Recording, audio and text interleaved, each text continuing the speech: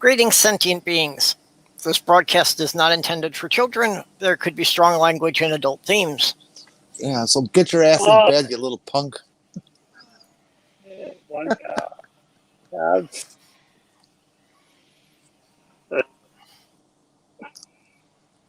Do I have an audience? So far it seems to just be the three of us. Okay. See, they're all conditioned to come up late, so.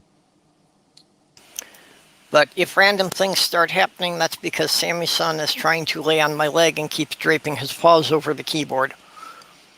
So occasionally this results in him hitting things on the 10-key pad or the function keys.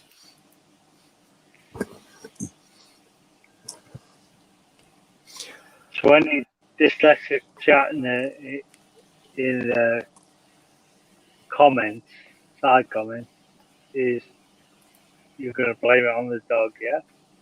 Oh, yep. Now we've got Ox and Hans in the side comments. Hi, guys. And to be fair, Jenni, I love you to bits. I think you're hilarious. But you look after that leg. You really do need to look after that leg. Maybe do go to a doctor. No, I'm real good at this medical stuff. I'll be fine. Well, we're going to be worried about you until you tell us that's better. It's better. It has no pain. It's gone. It healed miraculously. Wow. If you end up mysteriously dead, we're going to be pissed at you. Okay, well, I'll take that chance. Perhaps you believe that nonsense.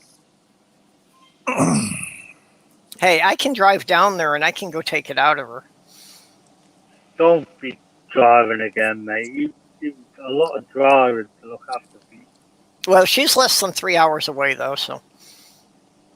Yeah, you know, I can be down there, I can beat her up, and I can be home again in time for dinner, so. Mm-hmm. Yeah, you could definitely get away with a crime. That we live so close. Yeah. Beat her up. Make sure her leg goes hurt, and then drive back. And you don't have to cross any borders. There's no tolls. Nope. Not even the state line. My neighbors don't like me, so they wouldn't, say anything if they saw you. Why don't your neighbors like you? I'm just saying that. You're adorable, Jenni. You know that. Well, you haven't had to live next door to me. That's a real different situation. Oh, I don't know. I might take you in a crutch now and again. Well, you're still adorable as far as what I know of you. You're adorable. Oh, laugh. I'm too busy eating my mystery meat. They should make these things like an inch and a half in diameter, and well, about as long as they are now. That would be fine. Yeah, I agree. Pizza should be in 16 pieces. Pizza? Yeah, they make them in, depending on the size, they make them in 4, 8, or 12 pieces. So well, that's another good. Yeah, how do you get 12? That's an awkward way to cut it. Well, it depends if you cut it in a radius or if you cut it in rectangles. Yeah, you cut it 3 ways. But even if you cut it in rectangles, why would you do 3 cuts in one direction and 4 cuts the other direction? Because you can? Yeah. But it doesn't make sense. You can cut a pizza any way you want to.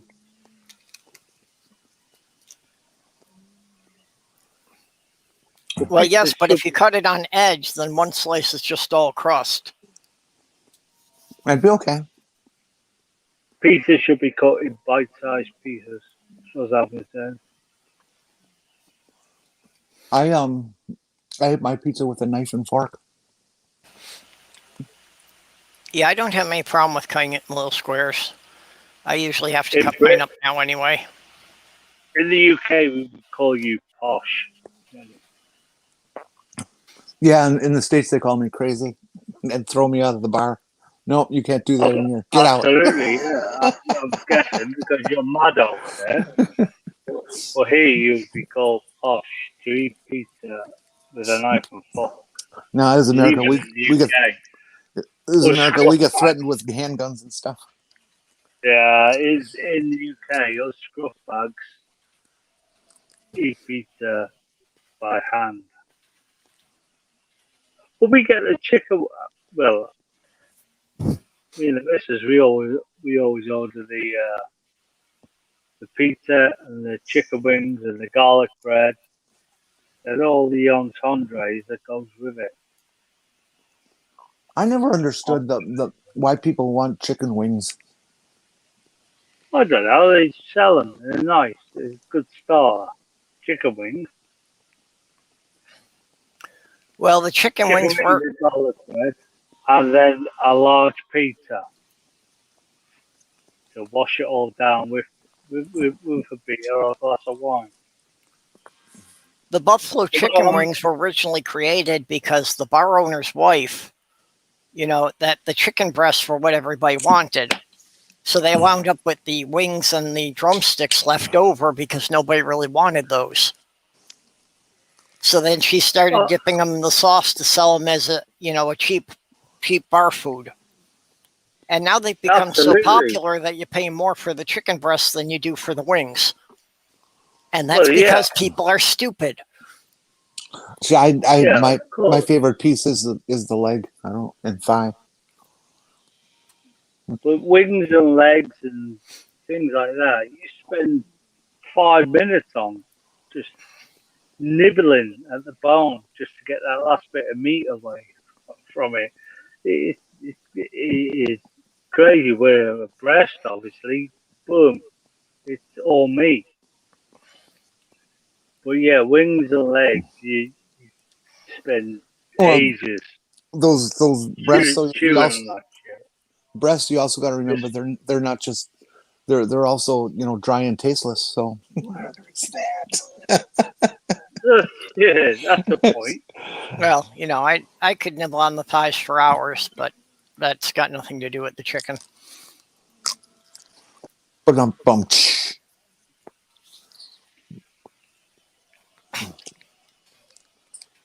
But yeah, as I say, the bony part, sucking on that bone, chewing it and nibbling at the end. It's a nice fried bit, and yeah, it's all a con. Do any of you Uh, eat the end part of the chicken wing? With a little pointy claw thing on it. no, Yeah, and to be fair, you've got all the pizza shops that sell like a bucket of chicken. You got Kentucky Fried Chicken that sell a bucket of chicken wings and breasts and legs and thighs. But this happens all over the world, all wait a minute. restaurants. What? How many chickens are killed every single day to support this supply and demand of What? chicken? What's Hans talking about pork wings? I have never heard of pork wings. Well, in Norway, there's this special hybrid um, pig that was crossed with a chicken, and it develops these wings. They're not true wings; they're just kind of like a little bump in the rump portion of the pig, and they call them chicken wings because they have this kind of bend in the middle of them. But those are pig wings. It was a birth Is defect to this start with. is this where the flying pig came from? I'm sorry. The flying pig. Is this where this came from? Only if you throw them. Well, Ooh. that's the problem I have with buffalo wings is the flying buffalo is virtually extinct. Mm-hmm. It should be a protected species. You're right. Yep. Yeah, there's only a small herd of them down around Arizona. Well, I would say the flying buffalo is as rare as God. How can people eat spicy food? I just don't get you guys who can chow down I had spicy food tonight. this I hot love stuff. it. It's just ew. Yeah, well, Ew. people don't get that things like jalapeno peppers and that, these are plants that have spent the last million years trying to become poisonous. Yeah. Exactly my point. They want to hurt you. Why would you eat those things? I think it's insane.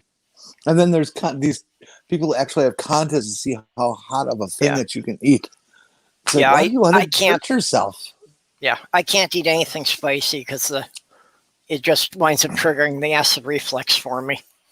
It doesn't trigger that for me. It just burns the shit out of my mouth, and I Yeah. sweat and cry and hurt, and you can't even taste the food. You're so busy burning. I get the acid reflux and I'm burping up acid all night then. Yeah, no, jalapenos. I love the taste of the pickle jalapeno. If you could just get rid of the heat, I think they'd be great. But oh well, more mystery meat. Well, I'm not surprised you've got a lot of mystery meat. You're not far from the Hormel plant there. No, Hey, Randolph. these Well, are are we talking about spam? these are good quality Elmer snack sticks. This has nothing to do with Hormel. Yeah. Some local meat packing plant down by Jenni is basically making their own Slim Jims that she's going on about. Okay. Custom Meats of Marathon, Wisconsin. A chicken paul. What's a chicken paul? Oh, Jeff is correct. I had lamb curry tonight, homemade. Oh, are you talking? In Madras with added chili seeds, not chili flakes, chili seeds that makes it a vindaloo sort of taste curry. Jeff, are you talking about jerk chicken?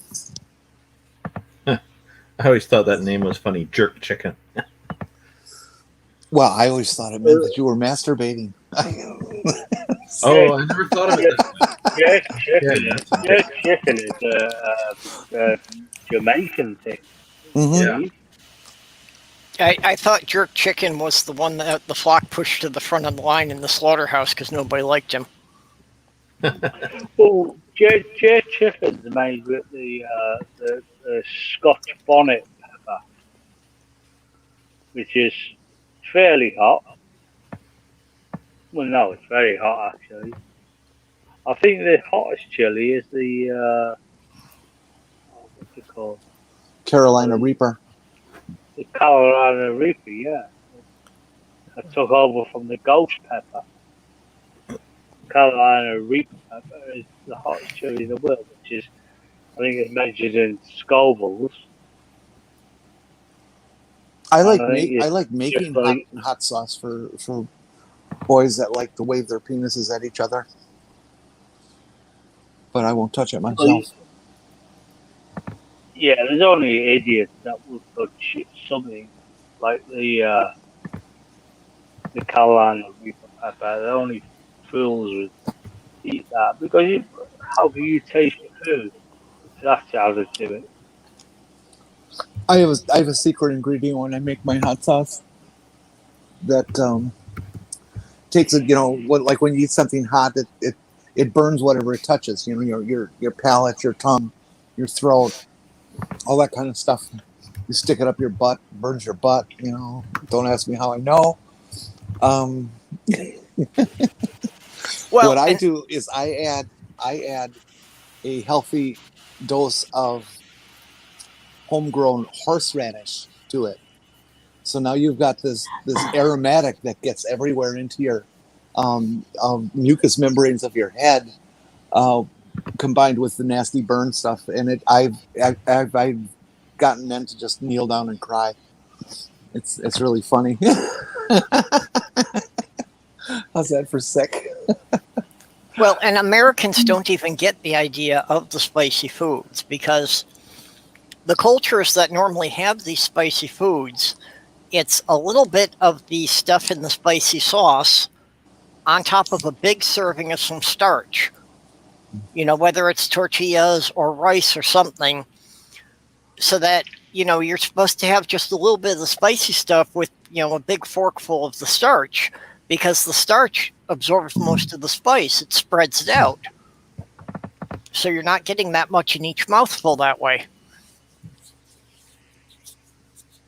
Nah, it's because you're all big pink skipping ropes, all of you. We had it. We were doing spices. We took over India. Well, yeah, that just sounds bad, doesn't it? We took over it. We did take over India. Yeah, you did. You took over India, and their food was them fighting back. We took over a lot of countries. Canada. Well, we sort of come to agreement with the French. That's why they speak two languages. Well, there's a long history of cultures that have been dominated, trying to kill their oppressor through food. Canada, for example, invented poutine as a way to eliminate the British. Yeah, well, the UK were pretty bad in dominating the world. They were fuckers. And now I'm sort of against what I said earlier. But yeah, you're not Newcastle. Even your mustard is gay. You got this weak ass sort of. Here we have mustard that will kick your ass. Not mine. I don't eat mustard. Mustard goes great with a ham sandwich. All right, who's typing? Oh, sorry, I'll mute. Oh, you don't appreciate good Scandinavian spicy. We use black pepper. I love pepper. I know, that's the joke. The only spices Scandinavians ever discovered were salt and black pepper. I put pepper thick on everything. You get a burger. I want like 4 of those little paper wrapped pepper things for an average hamburger, and then I'm happy. To be fair, the most tastiest food I've ever had was in a TGI Fridays in Florida, and it was with chicken wings, in Jack Daniel's sauce. That was absolutely the best thing I've ever tasted in my life. Although there was a lot of it. Jack Daniel's sauce sounds like a waste of some decent whiskey. Yeah, all the alcohol burns off. What's the point? Yeah. You put that sauce on chicken wings. They are, trust me, it was gorgeous. Oh, I do like Jack Daniels. It's not a good, well, can you call it whiskey? Is it bourbon or whiskey? Did you know that the county that they make Jack Daniels in is not allowed to drink it? Yep. Exactly, yeah. It's a dry county, yeah. Mm-hmm. Sad, really. Okay, now how far does that go? Does that mean that when they're producing it, their tasters can't sample it to make sure a batch is good? I don't know. Maybe they just don't tell anyone. Do they have to drive the samples into the next county so they can do quality control checks? Maybe. I don't know. They take the law pretty seriously down there. It's next to God and all. Yeah, that's Tennessee, right? Belt. From the Bible Belt, yeah. Yeah, the South, land of the Bible Belt, the Scopes Monkey Trial, and the Corvette Factory. And yeah, Jeff speaks the truth. It is a sour mash.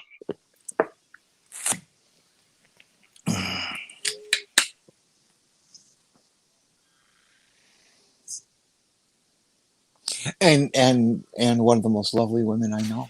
So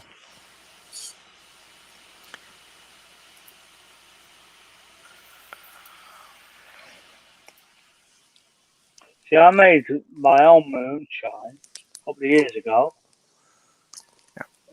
yeah, It how all was it? comes out white. It was all That's right why I show actually, off your pepper plants. but it all comes out clear, like water, like vodka. I've always wanted to try to When it's learn how to make when it's scotch. sitting in no, when it's sitting in an old sherry bottle for 5 years, like whiskies and things like that, then it comes out a different colour. It comes out a brownish colour. But yeah, it all comes out white. And to be fair, you've got there's 3 stages. You've got the heads, the hearts, and the tails. The tails is the first stuff that comes out, and that's just basically nail polish remover. The heart is what you want. You want to keep the heart. That is, well, it depends on what you put. And in the mash I made, I just threw in, uh, well, malt loaf, apples, all sorts of crap, corn, corn, and all sorts of bits and bobs of fruits and vegetables, and put in a yeast mix, a champagne yeast mix, and let that just sit for, well, it was about 20 days, and then you just boil it up in a cold, well, a still, which you can buy on Amazon, which I did, and just get, well, it came out about 80% proof. A couple of glasses of it would have knocked it out of you. Did me anyway. So But it doesn't. yeah, but it was white. It wasn't like I didn't put it in an oak barrel. That'd been Oh, was that what causes the color? Is the burnt barrel and stuff like that? Yeah, yeah, mostly it gets the yeah, color from the wooden barrels. Because I know yeah. Lafroig gets its peaty taste from the peat moss that they burn for the distillation process. The liquid picks up the scent. Well, the colour comes after the distillation. It's all to do with the barrels. Um, a lot of brewers, they use like sherry barrels, old wine barrels, and whatever. It just makes their product distinct in colour. The same with Jack Daniels, but it's more a bourbon because I don't think it uses wheat. I think it uses more. I don't know. Something makes it a bourbon rather than a whiskey. I've heard that there's developed the home distillation has become a thing. Like doing beer and wine and stuff at home, but actual hard alcohol too now, and that they've developed quite a cottage industry of like small 5-10 gallon barrels market out there made out of, I guess they're made out of oak. And in the old ways that you got some guys acting as the cooper and Hmm. does custom fit bands, and it's kind of interesting. Yeah, well, getting them to seal properly without using any kind of chemical adhesives or sealants between the stabs is, it's definitely a very fine craft. Oh, Jeff has joined us. Yep. Hi, Jeffy. Hey, Jeff, Hi, how you Jenni. doing? Hello, Hi, Jeff. Perp. Hi, Randolph. Hi, Hey, Doug. Jeff, quality guy. So are you up early or way too late? It's just coming up to 6:30 in the morning, so you decide. No, Well, it's a question of whether you've I been to woke sleep up. yet. Well, the fact that I wasn't in Jed and Will's stream earlier is a bit of a clue that I'm up early. I slept for most of that. I'd have joined otherwise. When I woke up, you guys, I think they were just wrapping up, you know.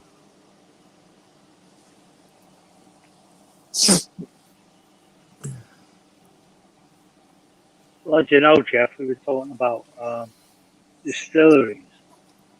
And to be fair, perhaps, we haven't, well, according to you, it's National Snake Day. We haven't mentioned any snake whatsoever in Nope. half an hour. Nope. Nobody came on and wanted to talk about snakes, so. Where's Navadia when you need her?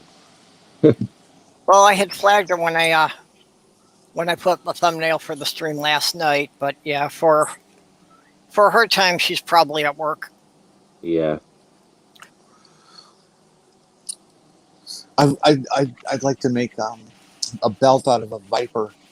Well, it'd probably have to be a couple of vipers because they're small, or I think they are.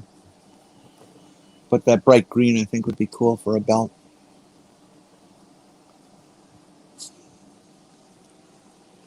Well, I like snakes. I like spiders. I like creepy crawlies. I think it's great. So, I have to say that yeah, snakes do kind of give me a bad reaction. You know, I know most of them are harmless, but unfortunately, I've spent too much time where I had to be like crawling under houses in places that they like to live. Mm. So it's never good when you're, crawling into a wild animal's territory. well, I have my garden is 3 acres of land, and I've got a little meadow area, and I walked through it. I got bitten by a green adder, and I crap myself. I run straight to the doctors. That was years ago. Run straight to the doctors and realised it was no more than a bee sting. The fucking thing drew blood. They can be quite nasty bites, though, adder bites. Yeah, I got bitten by a snake once. We have black adders here, but this was a green adder. It's no more than a bee sting, Jeff. Mm.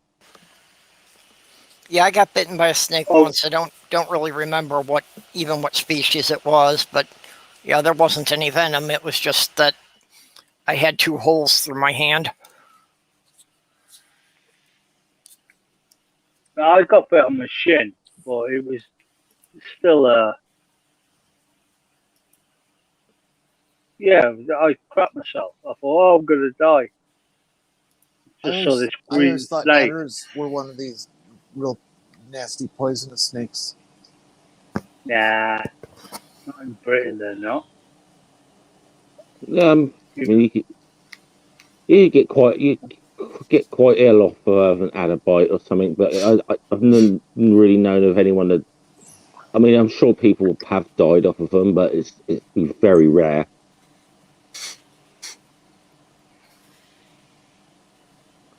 I can never keep straight It's in not like my head.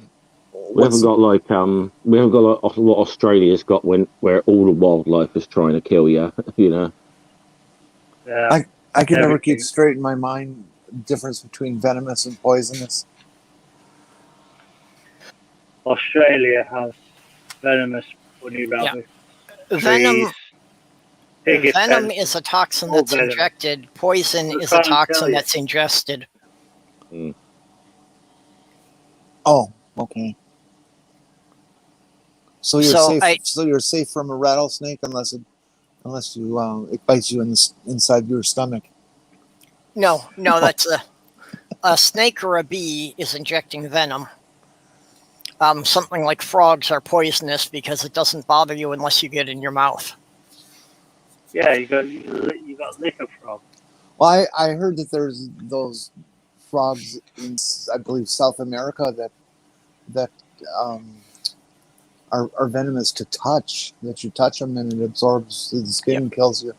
Well, yeah, that actually is still a poison, but yeah, there are some frogs that have so much toxin that they secrete through their skin that you could actually absorb it through your skin if you handle them.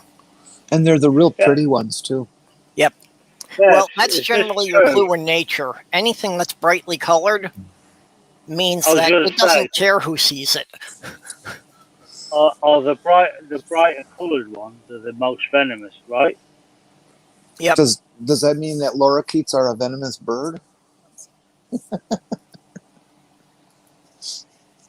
Do you know what Big Bear was bright yellow. He was horrible. Do you know what a lorikeet is? It's the same format as like a parakeet, except they're bigger, and they have red and yellow and blue and green. They're just super, super colorful. Yeah. Very Not so pretty. much in birds. I don't think there are any venomous birds. Okay, Ox says that a round head is safe, a diamond head is bad. So I don't know if that holds true, or do venomous snakes tend to have a more angular head? Well, that makes sense. Unless you live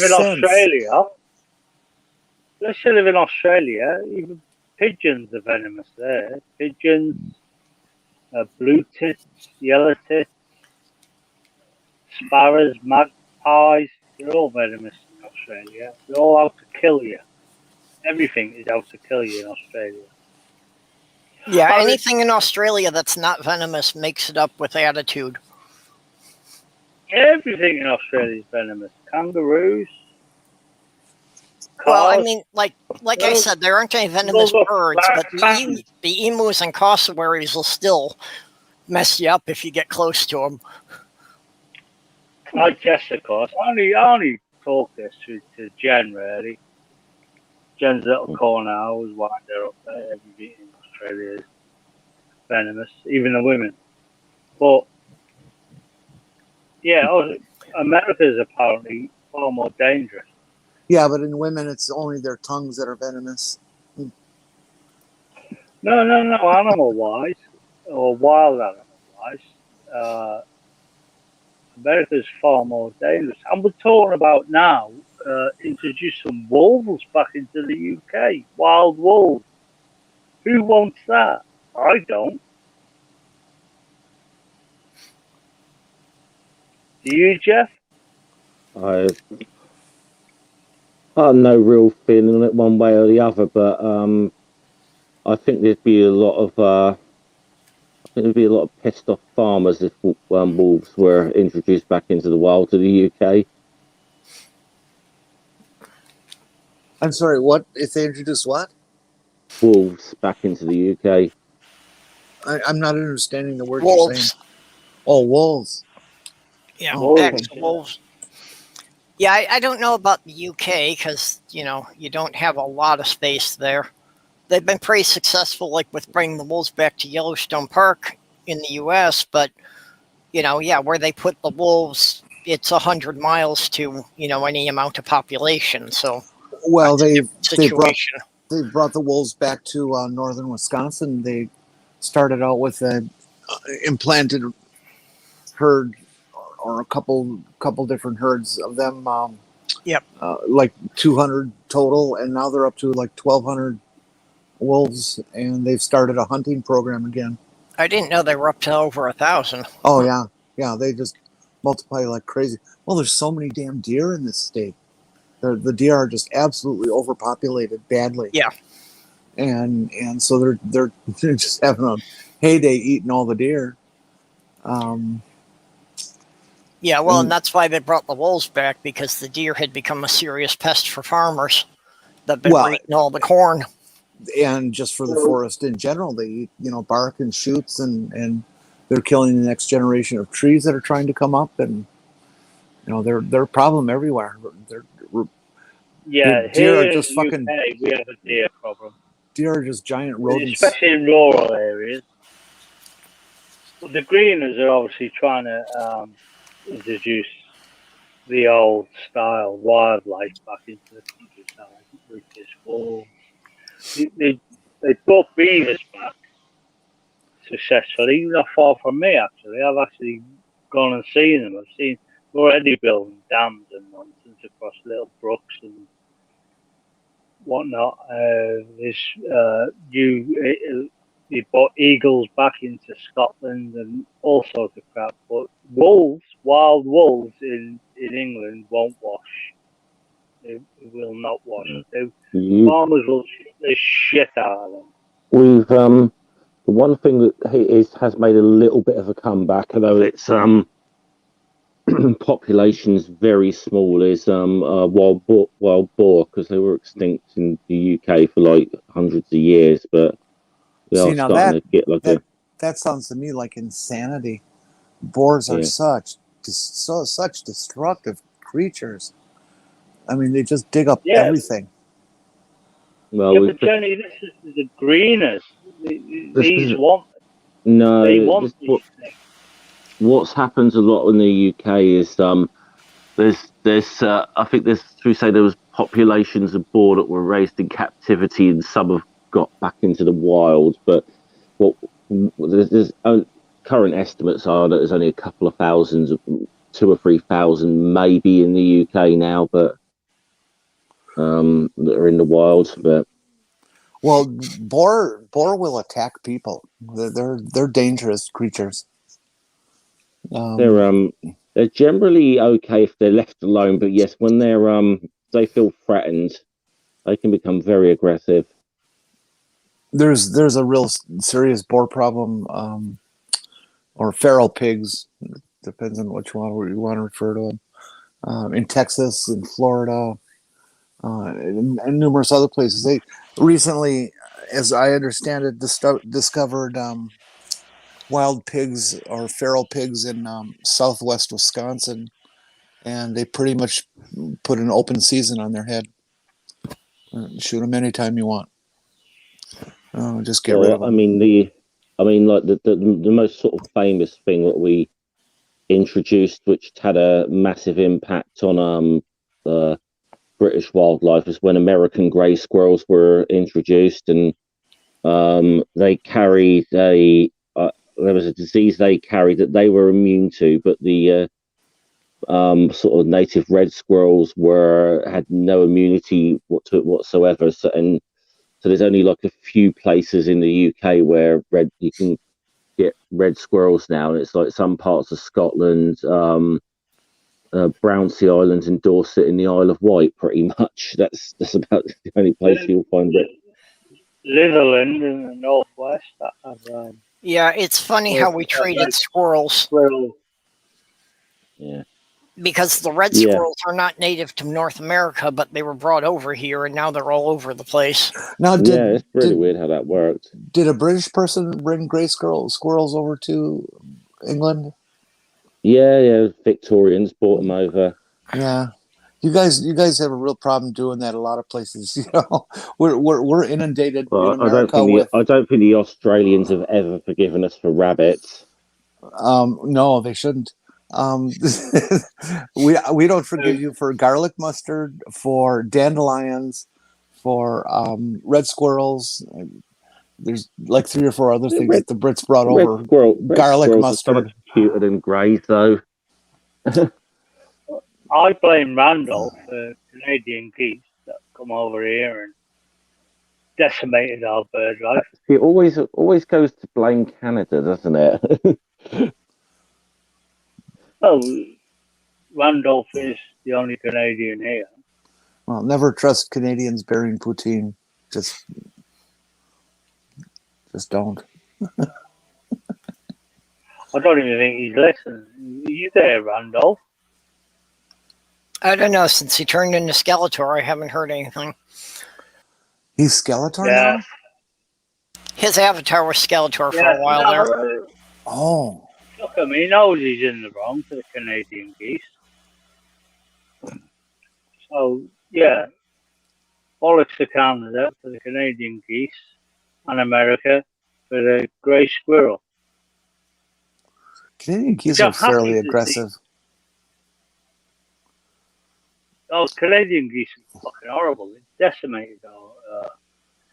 And the Polish, they like to kill our swans. Well, they shit all over the place.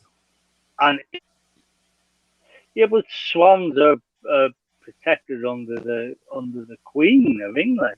Oh no, I'm They're all saying the good. Canadian geese shit all over the place. They just fill up Oh, parks yeah. with their Yeah, crap. technically, I just remember that technically all swans are like royal property in the UK.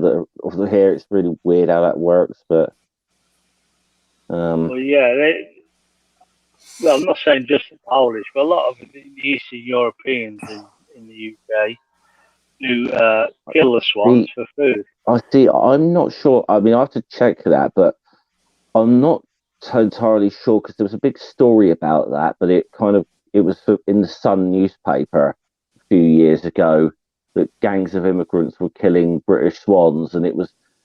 I always have this like sort of, you say, instant reason to question anything the Sun newspaper prints. So that's kind of where it originated from. I don't know the fact. I I haven't really done a fact check on that story though. So Can I just say, Jeff, are you okay, mate? You sound really croaky.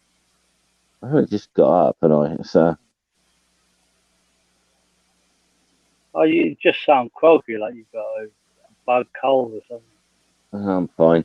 Well, I tested negative for COVID anyway, so that's one thing. Oh, that's good. Yeah, that's always good. Yeah, I told you COVID. You'll be all right. No, Go to Kevin Sorbo, you'll be all right. I got pinged on the bloody oh god, that idiot. But no, I got pinged on the old NHS track and trace. So I still got a bloody isolate, even though I'm I don't have COVID. So No, I deleted that app, mate. It fucking kills your battery.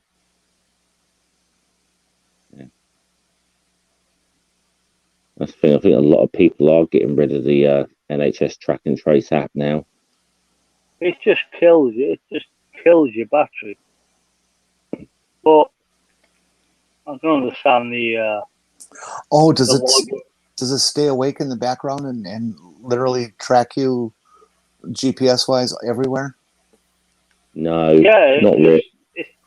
If someone's logged in that they may be positive or they've been tested recently, your phone is constantly. If you go into a city like Norwich, your phone is constantly vibrating with it because people are being tested or they've been tested positive, and they're in your vicinity. It just changes your battery. It's Bluetooth all the time, linking with other phones. It's just, get rid of it. You don't need Yeah, it. I've never had any issues with the battery of mine at all.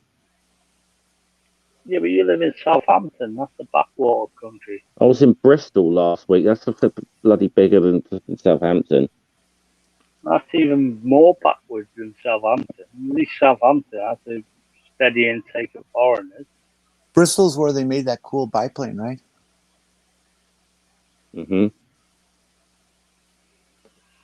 Well, in Bristol, Yeah. Bristol's a lovely city, to be fair. It is, yeah.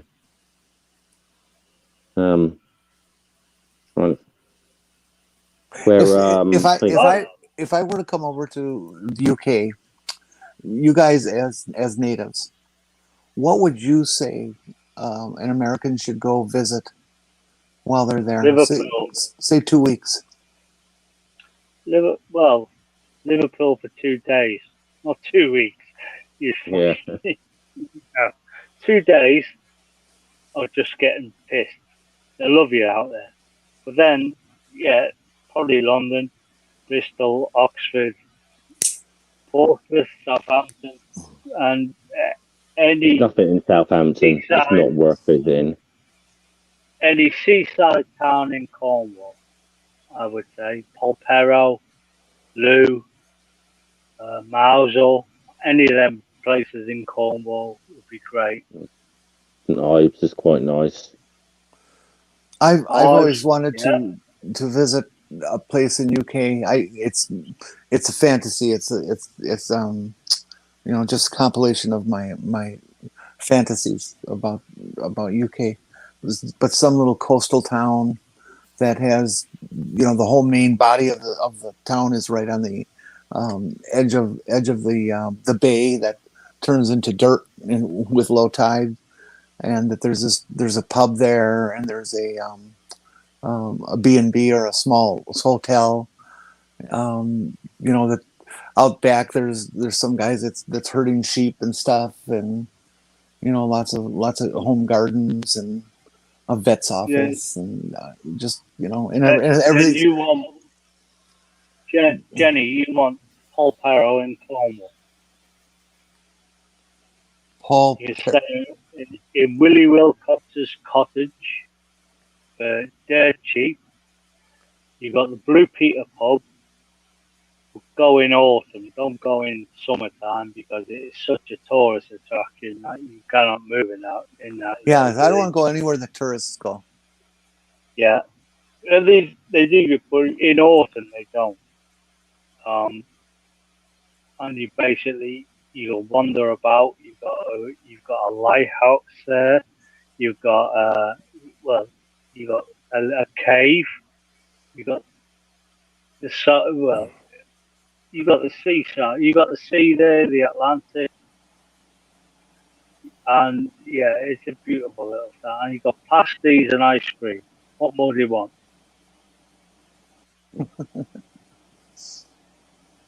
Well, like I said, I'd like to go somewhere that tourists don't go. Well, somewhere that only a native would know to take you to. Can I say the owner of the Blue Peter was married to Rita Tushingham, the actress. Once upon a time. Are you saying the name of the place is the Blue Peter? Peter?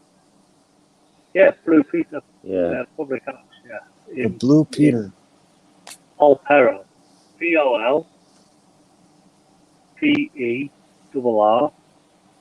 Paul, hang on. Paul, PERR. Oh, Polperro, Cornwall.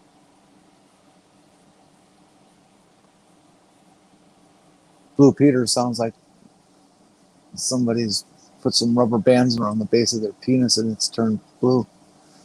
Yeah. No, No, it was a popular TV show in Britain. Oh, okay. Hold on. It's literally a spit and sawdust pub, but they don't serve food. They wouldn't get the qualification to serve food, but they serve good ale, and they serve a brew called Tinners.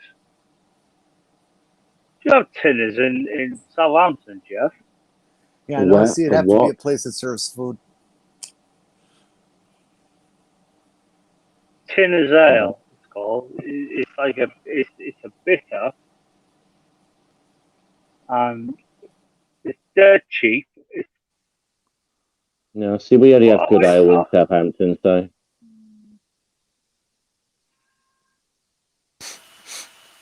Sorry, I had to get a jab in. No, I haven't heard that one. I don't know that one personally, but yeah.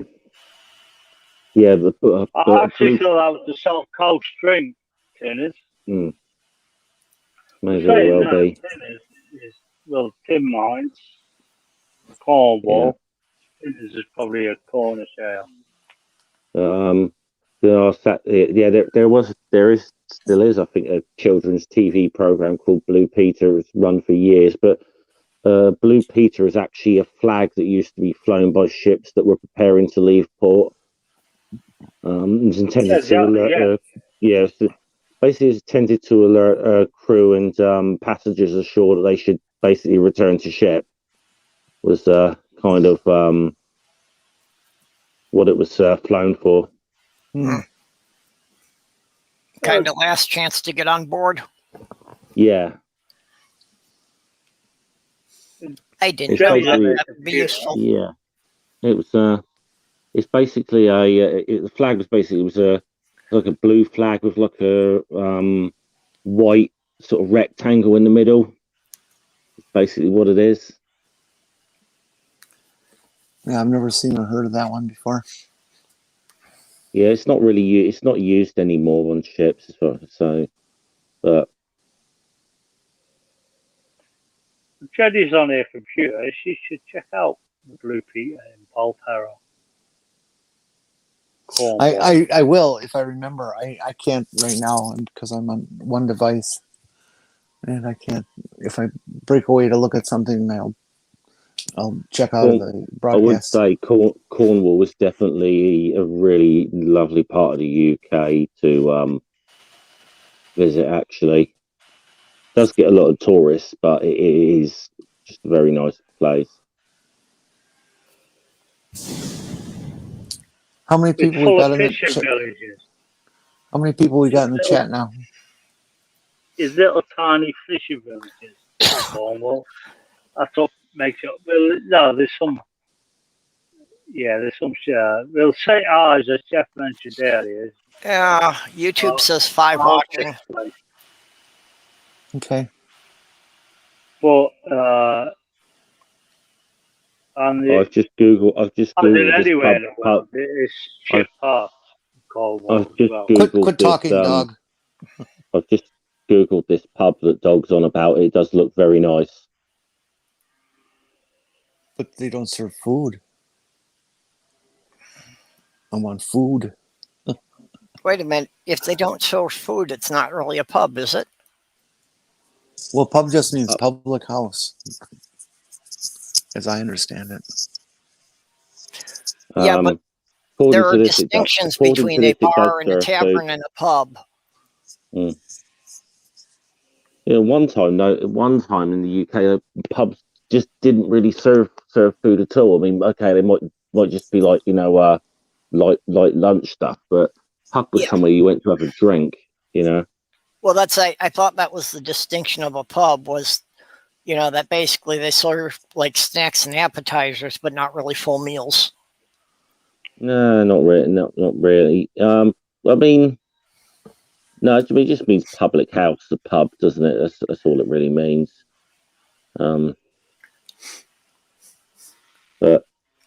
But yeah, it's been more of a thing over the last, I don't know, 20 to 25 years or so that they've more, pubs pretty much there's not many pubs you'll find that don't do food now. I wonder why the name pub or the concept of a pub never made it in America.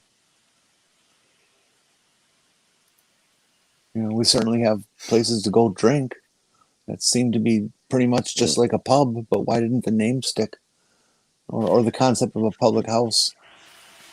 Even though they are. I mean, all our taverns are public houses. It's basically so your taverns and your saloons, didn't you? So Well, it did. You just call them bars rather than pubs. Just a different phrasing of what it was. Pub is so much more of a cozy, comfy kind of name. Well, since the smoking ban, a lot of pubs we now call restaurants rather than pubs. I think part of the thing with the U.S. is that we don't have the tradition or the history of the pubs. Yeah. Because in England, it used to be that the pubs were actually, where businessmen would meet to, discuss projects and sign contracts. Exactly, Peps. That's what, a pub was a pub. You go there, have a good drink, and then get something to eat afterwards. But now, as I say, a lot of them have had to change and become restaurants to make their money. A lot of them do now serve food. It's very rare to find. It's very rare. It's difficult to survive on just selling drink alone. A few of them have adapted. You got, I don't know what's the brewery called. Well, it's not even a brewery. They just buy barrels. It's like Poundland beer, Jeff. It's almost Yeah. out of date. Weatherspoons. Not like Weatherspoons, but it's not. They're a lot cheaper than Weatherspoons. You can actually buy a Okay. pint of beer ale I'll be right back. for about £1 for a pint. Whatever they are, we don't have them here, and I want one to be able to buy the beer Yeah, cheaply. But we have. There's one in my local town. I'm trying to think of what the brewery's called. Well, anyway, it doesn't matter. That's the way they've gone. A lot of them have gone. They don't serve food. They've gone sort of Poundland sort of style drinking. we've had a lot of we've had a lot of I mean, I know America has always had a lot of these, but we've started to get a lot of like little microbreweries and microbars pop up, which is weird because microbreweries were kind of an American thing, you know. It's sort of weird how things kind of come full circle with this, because a lot of the American microbrewing revolution was kind of started by a few Americans who liked British beer. Now it's sort of More like likely started by Americans who just like decent beer. Yeah. Well, let's be honest. Most of the, should we say, the big beer companies in America sell pretty disgusting products. Yeah. Well, I have to give the disclaimer that I've never met a beer I like. So. Yeah. Most of the beer sold in pubs is shit, unless you get a guest ale from a microbrewery. Yeah. Yeah, the closest I'll ever get to drinking beer, it's like a hard cider or hard lemonade. Hard cider is alcoholic apple juice, yeah? Yeah. But most of the hard ciders are actually just a flavored malt beverage now. Well, we have 3 ciders here. We have cider in the pubs, which is the fizzy alcohol apple drink made from apples. We have white cider, which is an artificial apple drink, which is about 10% proof and fuck you up. Which is tramp food, we call it. I don't know if you call it tramp food, Jeff. Oh, you mean like stuff like Diamond White and stuff like that as well? It's disgusting stuff. Yeah. Disgusting stuff. It is it is generally, yeah, it's kind of got an association, as we say, with your sort of like drunk alcohol. Basically, you sort of alcoholic that hangs around on the park bench is kind of the stereotype against Diamond White. It's apple flavored. It's not made from apples. And then you have the proper apple drink, which is strong stuff, which is scrumpy, which isn't fizzy. It is really nice. Where I live in Norfolk, we have the Bannon Brewery, and they do the cider, which is just to die for.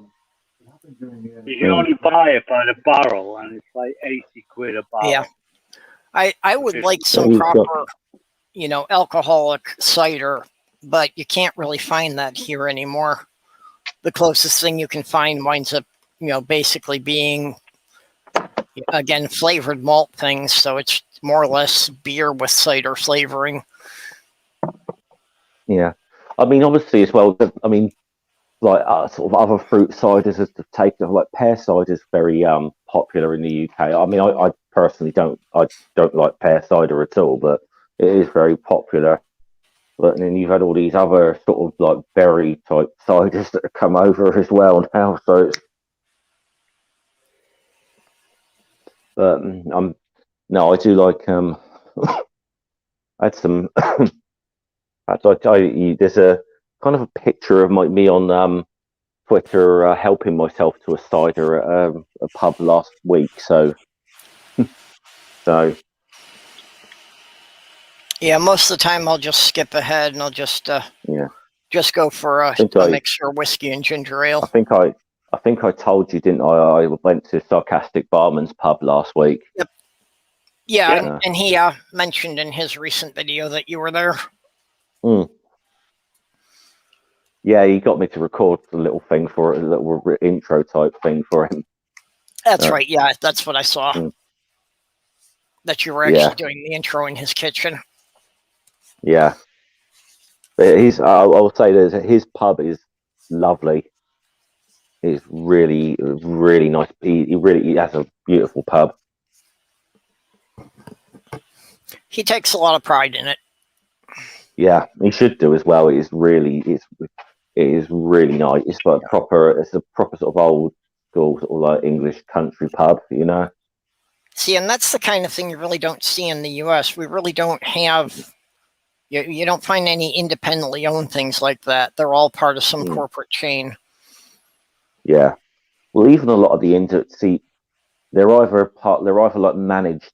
They're either like managed places, where basically the brewery or pub company owns them outright, and they just stick a manager in there, or their tenancies, which kind of means that you've got, I suppose, the brewery or whatever owns the pub, and you rent to them, you rent off of the brewery, but you've got a little bit of autonomy. Those are the two sort of main things here. But you've got actual places that are totally independent like that is still fairly rare in the UK. Well, I found out today that a guy I follow, and he follows me, live a couple of villages apart. So when I'm back on my feet, we're going to have a bevy. Yeah. That's pretty cool, I think. Find someone, well, no, I've got friends on Twitter who I know, but there's someone in the community who I don't know, apart from Twitter. Yeah. We have a similar story from moving from North London or Cheshunt to Norfolk around the same time as well. Things are pretty. It's small. It is a small world, but you need to look at it as a small world. Yeah. It's weirdo.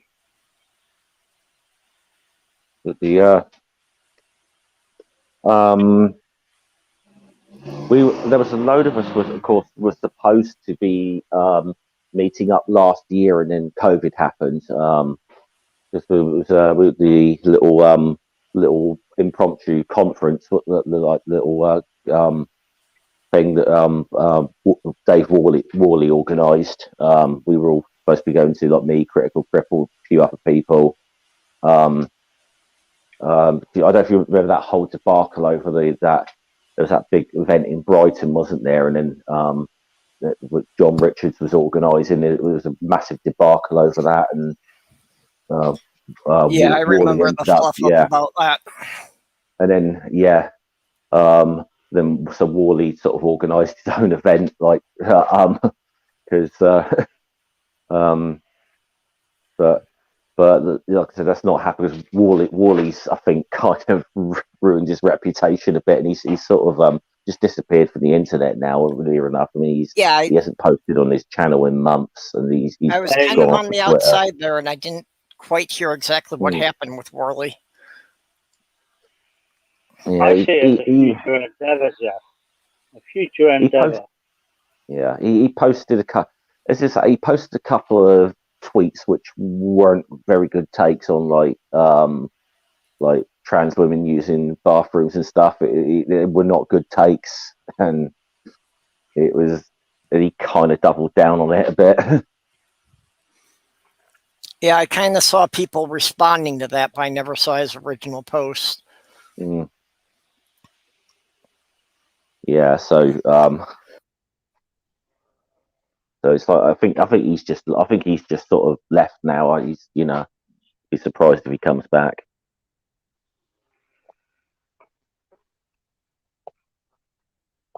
Yeah.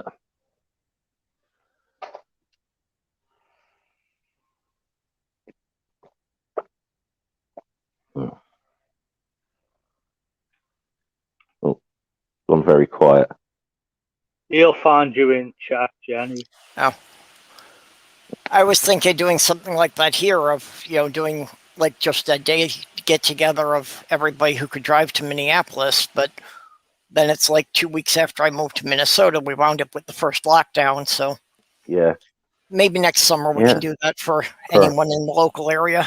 Yeah. Purple Con. There you go. Well, our lockdowns here in the UK, well, it was extended, wasn't it, a month?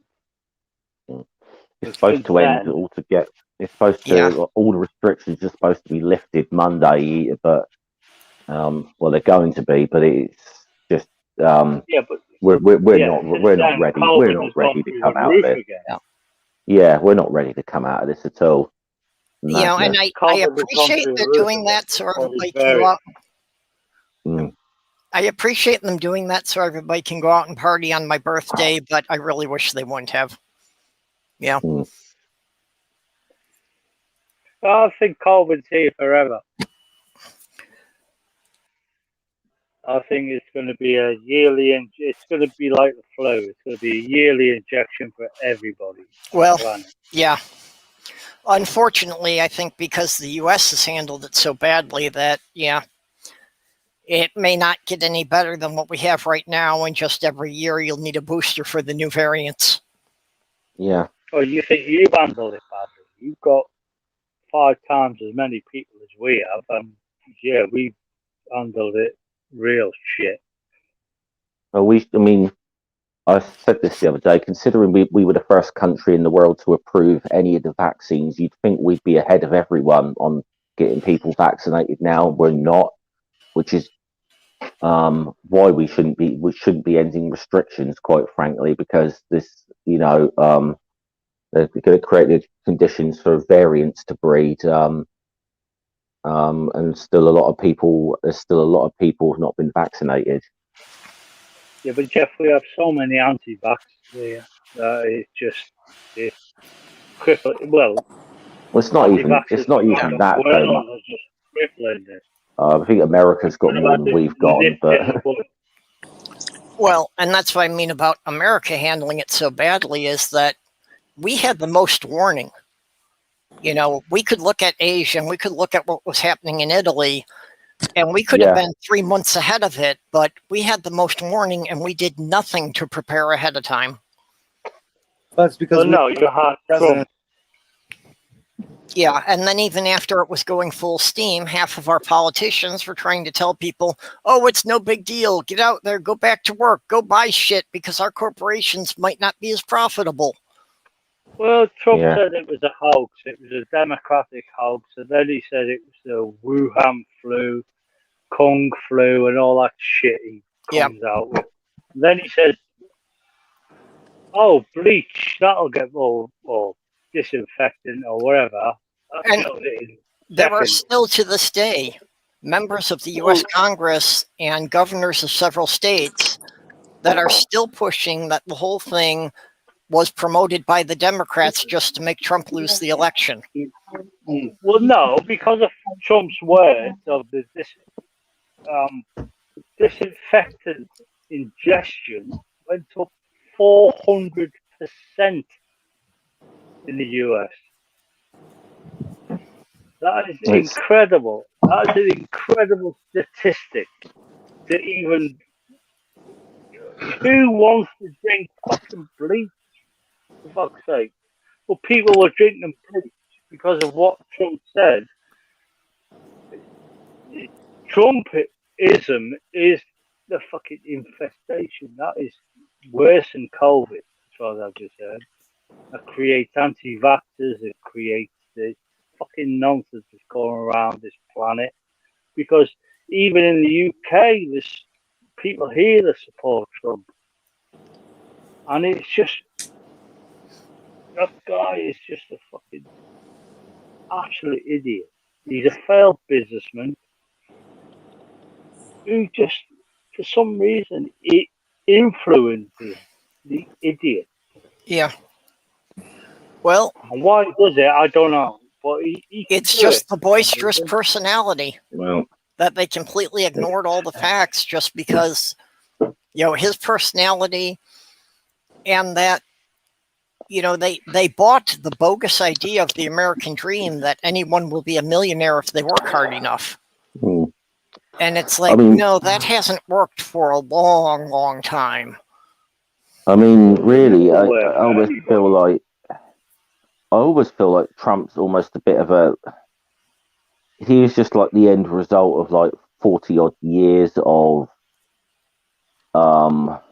crap that the Republican Party has pushed on the Americans. Yep. yeah, end result. That's a good way of putting it, Jeff. Here's the end result. But Trump 2024. Boy. Did you all hear the news bit that's been out for the last day or so? Quotes from that general from the Trump administration who was talking about his fear as a military general and fairly educated man, that Trump was going to try to pull off a coup, and that things were getting set up to make that happen. And, Oh, yeah. I figured that was going on in the background. and that he in the background was organizing the generals up and against it to not let it happen if Trump. Well, yeah, I figured that Trump was trying to set it up, but I also knew it wasn't going to work because Trump had managed to piss off every high-level official in the military. I never saw them backing him because he had insulted them so often. Yeah, except the reality is that there were a number of generals who were still loyal and following him. And this Matting, I want to say Mattingly, but I know that's not right. It does start with an M. He was. I'm not going to let that happen. I'm not going to let that happen. And apparently, this guy is training. This general's particular area of expertise is to go into countries and to create a coup situation, so it can actually happen. So this guy really knows. I mean, there's nobody in the military more expert than this guy on how to get a military coup happening. And so if he says that he was worried, it sounds like we were pretty damn close to something happening. And we should thank our lucky stars he was there. And you've got the Ghislaine Maxwell court case coming up in the next couple of months. I think she's innocent. Trump knows he's safe. She's innocent because Trump knows he's safe. She will not. She will do what her father did and not say a word about the corruption. I think she's innocent because she's too pretty. So he's just fucking rubbish. But and Trump knows, even though there's young girls that said when they were 13, 14 years old, Trump wouldn't have sex with them, but he had them wank him off or masturbate him. Oh, good Lord. With a glove. And obviously, Trump has paid a lot of women off in his tenure as what he is as a businessman or president. He's paid a lot of women off. But you'll be safe from that, from the Jeffrey Epstein crap. But hopefully, I mean, there's more and more evidence, obviously, coming up from New York about his dealings or the Trump organization dealings. Really distance himself from it. I think his kids will betray him. I think they will all avoid going to jail. And I think they will all betray each other. And I think there's no love in that family at all for the children and for the father or the mother. Have you seen I- pictures of his kid Baron lately? He was when he was what 9 years old or something when the administration started, and so that makes him what now? Yeah, makes him a teenager now. Yeah, like 14, 15. That growth spurt. The kid is 6'9". Oh, Yeah, he's no. about 9 foot tall, isn't he? He's massive. No, I haven't seen any recent pictures of Yeah, him. he absolutely towers over his mother. And his father. Yeah. I mean, Yeah. Donald Trump is what, 6'2", and he's a big fella. But I think he has lifts in his shoes, so Yeah, I don't think that Donald Trump is really that tall. yeah, with his lift in his shoes and his diapers. I've heard that he's Whatnot. legitimate 6 foot plus 2 inch heels. Yeah, I think he's still a tall guy. 6 Oh, foot I is guess a so. tall guy. According to Google, he's 6'3". I don't I'm believe. 5'10",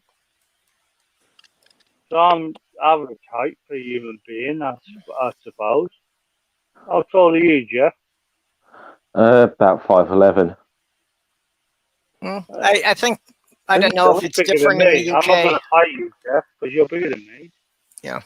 Jeff, you're 5'11". Wow. Yeah, I'm just under 6 foot. Boy, I got to get together with you if I get to England. Yeah, I think Oh, not me, who's 5'10". Nah, you're a shrimp. Yeah. Shorty loses out again. Fucking hell. I think Dave's one of the tallest. So he's like 6'4", 6'5" or something. Is he really? Yeah. Oh, I'll have to get with him too then. Yeah, but Dave uses a space opera to get about.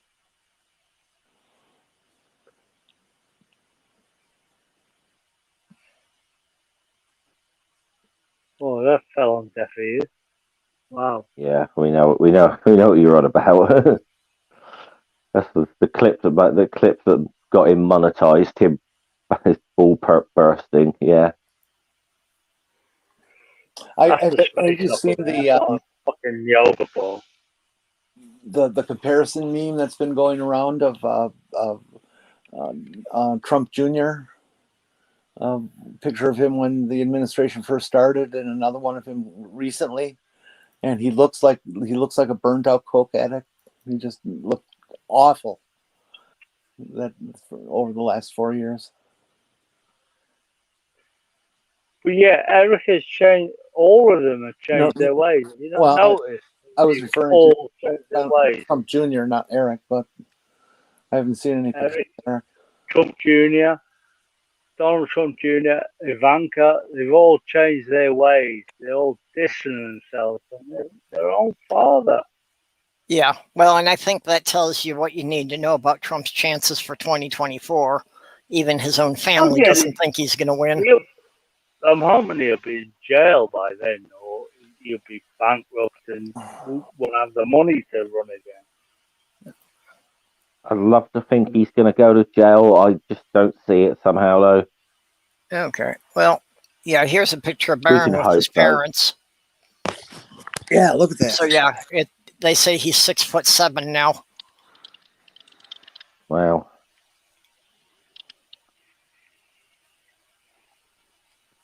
My brother's wife, her kid was 6'10".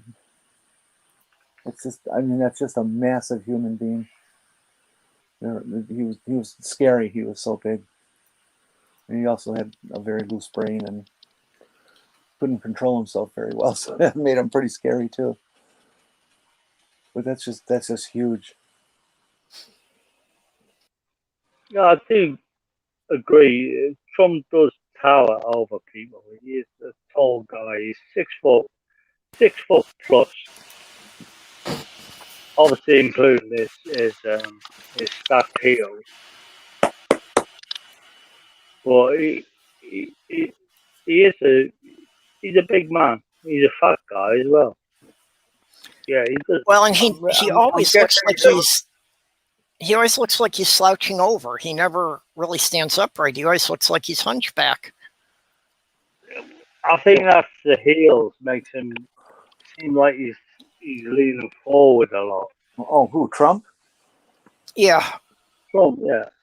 You know, one thing, guys, who's stupid as Trump is he can't fool other fat people on how much he weighs.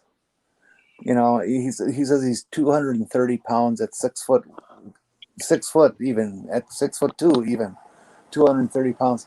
No way. With the size of that belly and his ass, as a fat person myself, I know that he's got to go in. He's got to be weighing in at least 300, probably more like 3.25 to 350. Yeah, how much is it? 120 kilos. 130. I would put him at a strong 150 kilos. 150 kilos. That's probably about right. Yeah, well, that's, 150 kilos. I was surprised to find out he was over 6 foot. I was thinking he was more like 5'10" and 300. No, he is a big fella. I'll give him that. I 6'2". will give him that. Well, unfortunately, I can't find anything online that doesn't refer back to his medical report while he was in office. And we know the doctor fudged the weight on that, so I'm not trusting the height either. Yeah, but perhaps, mate, you've got to understand that the guy he wears diapers, a wig, lifts in his heels. He's basically I do too, but it's usually a just robot. It's basically an android of a plastic man that talks shit. Yeah.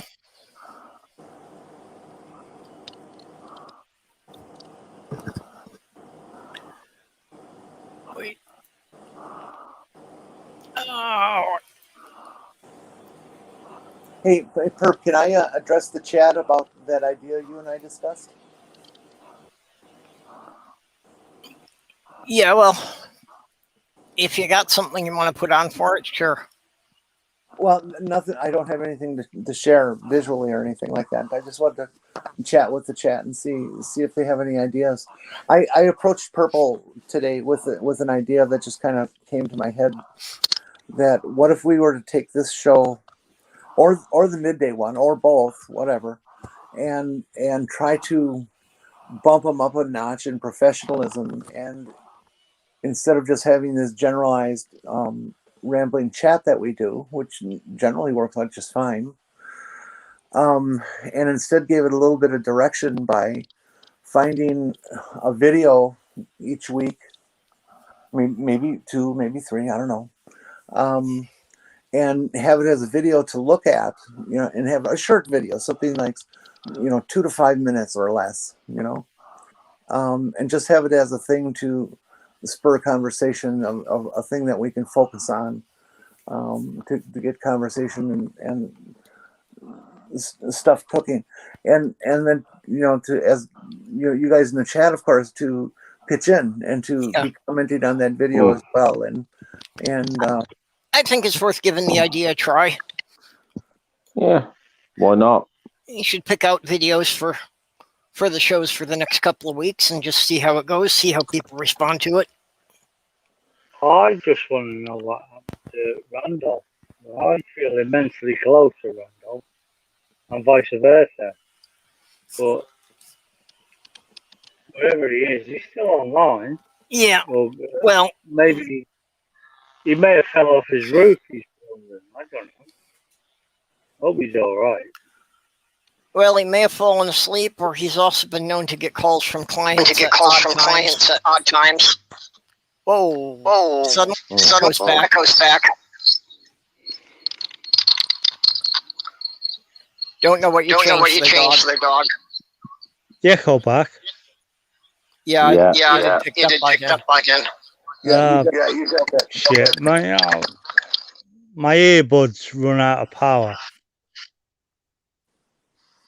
Oh, okay. You had to switch your headset. God, that is good. Well, as long as you mute yourself when you're not talking, we should be okay. It echoes with any. Muted. Yeah, it echoes anytime anyone besides him is talking, which is the odd thing. Yeah. He can talk and it's fine.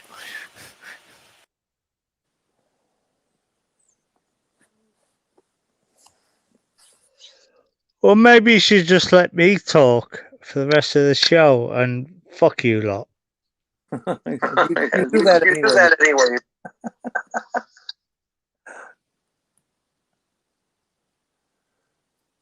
Yeah, I'm just going to throw out some of the random memes that Sloth Girls keep sending me. So An aquarium in COVID, huh? Yep. I think that kind of fits the level of comprehension we see from a lot of the MAGA hat wearing people. Yeah, no shit. Oh God.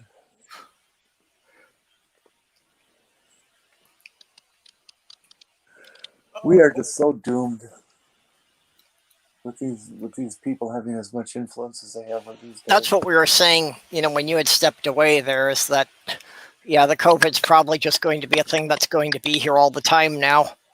And like each year you'll get a booster shot for the new varieties.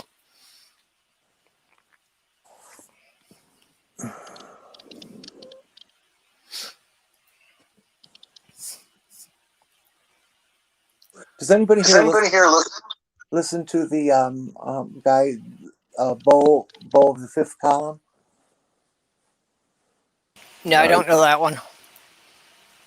He's a YouTube channel, Bo Beau of the Fifth Column, and he just does commentary on contemporary things, mostly politics. Really interesting dude. He's just beard wearing, baseball cap, southern twang kind of guy, who's just brilliant and quite the master of putting together a sentence. And I don't know for sure what his background is. It sounds like he might have been ex-military. Apparently he does some teaching or training of police. And that sort of thing. He did this talk the other day about contemporary police training and how they're fucking up with these guys, and why we end up killing people all the time, and it gets right down to it in terms of human behavior and the physiological responses that humans have to certain input and stuff like that. It's not all the standard kind of stuff you hear people talking about with training. And I just strongly recommend anybody to pick up on him on YouTube and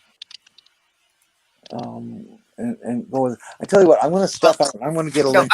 I've got the link already. I was getting it while you were talking, so I'll put it in the side chat there. I'm not familiar with him, but if you're recommending him, highly recommend him.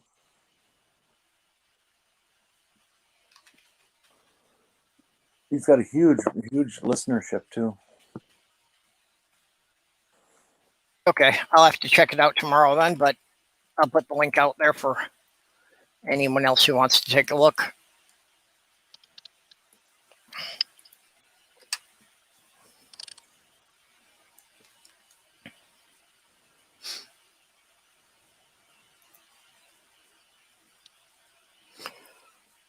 This is one I saw. I actually have seen this one in person, not just the meme, but this just makes me laugh anytime I wind up using a bathroom stall now.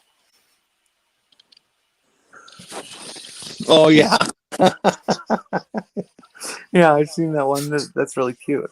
Yeah, that's always the coat hook that's in all the bathrooms any place I go into.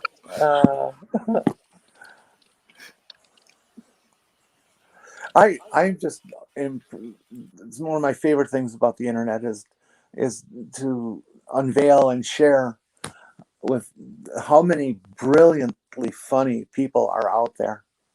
The little memes they come up with in the commentary in some of the Twitter chats and stuff, exchanges and things, that there are just some really fucking quick, smart people that are just a joy to listen to. Okay, we're talking about memes. This has to bring Randolph back. Oh yeah, I'm here. Okay, didn't know if you'd fallen asleep or if you got called away. Oh yeah, no, I'm just doing some work in the background here. This is an interesting stream, but yeah, I like memes. Hey, Randolph, you got to get rid of those damn kanji characters in your name. Nobody can search for you. Search for Randolph Richardson. Oh, that's my Chinese name. Yeah, well, nobody knows that. It's necessary for searching for you is to get the complete thing in there. Because there's 50 million Randolph Richardsons. No, spelled with an F. With an F? No, not very many. Yeah, I think kanji is what they call it in Japanese language. This is Chinese characters. It's they're just Chinese characters. They don't call them kanji. I thought it was Japanese. That's right. Yeah, but that's okay. I know what you meant.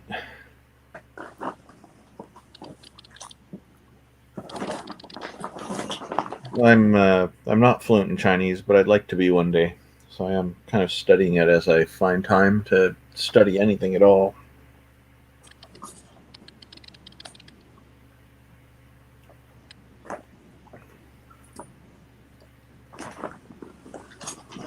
The creation of dogs and cats.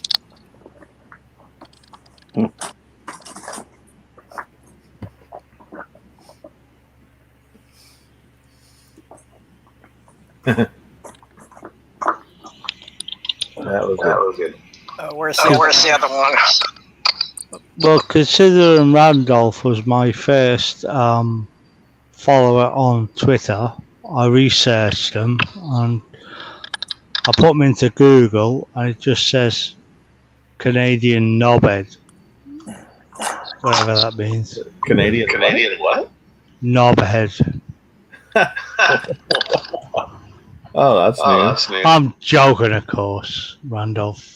I was thinking you know what it is. Something you came across the Wikipedia article. But, I appreciate you coming on. First live stream first. As my first guest. It was unplanned. You were there. I was delighted to come onto your stream, man. Delighted.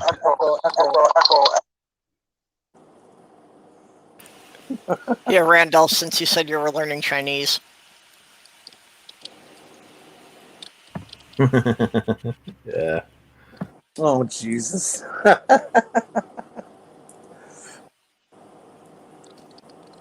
That's the dialect I'm learning, Mandarin. Yeah, but the base language is cuties. You know, That is the most common dialect in China, isn't it? Yeah, it's the official one that the Chinese government decided on. Okay. There's over 700 different dialects altogether, and there's about 57 main ones that are still fairly common today. Cantonese would be an example of one. Fukienese would be another one, and that's also known as Taiwanese. And the list goes on. There's so many different local dialects. But the Chinese, considering the size of the country. Yeah, population-wise, yeah, they had to standardize on something, so they picked it. So yeah, dialects are different than accents. It's funny, as a lot of people don't seem to note the distinction. So and there are different accents within each dialect as well. The accent I have is very much like the people in Beijing, the accent they have, but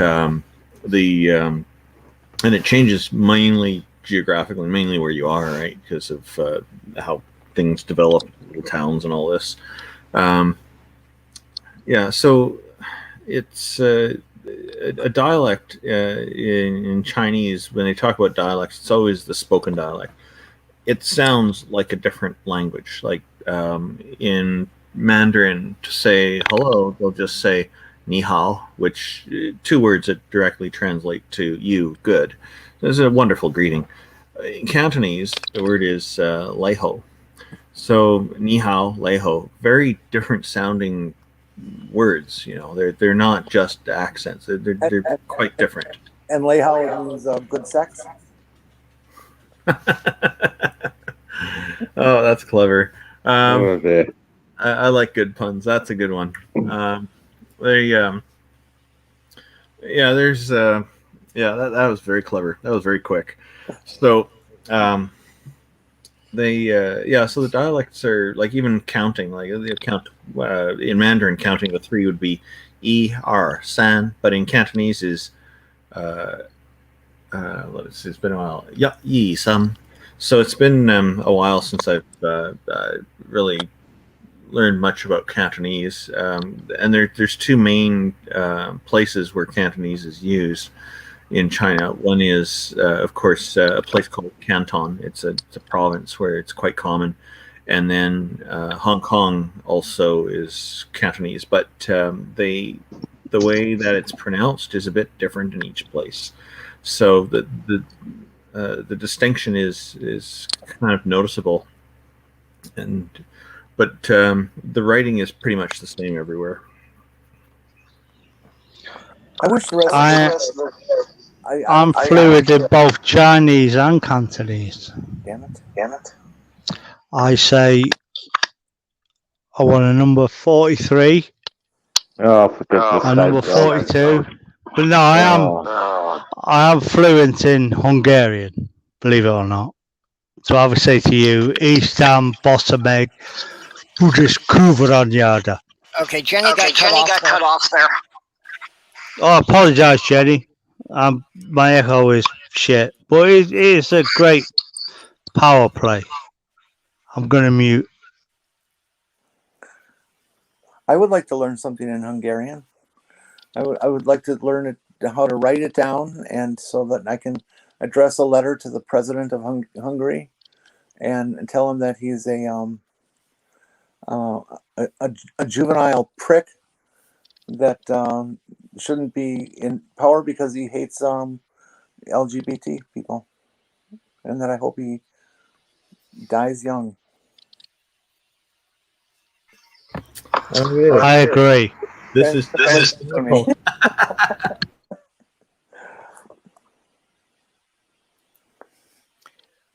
I can't believe the European Union hasn't done something about that. Yeah, I have wondered why they haven't at least, put some sanctions or something. Mm-hmm. Isn't that mostly an American thing, though? Okay, but isn't one of the points of the European Union supposed to be that they're supposed to kind of police human rights abuses in their member nations? Yes, and they have other nations. Allegedly, yeah. Yep. Is Hungary part of the EU or just one of the? Yeah, they're a member. They're a member state. Yeah, they should get their ass kicked.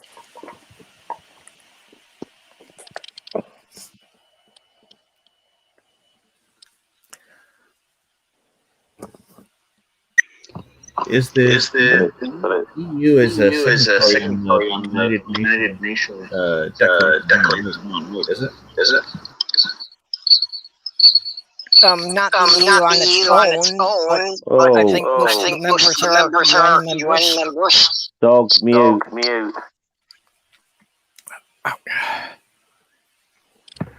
Yeah, I think most of the members of the EU are members of the United Nations individually.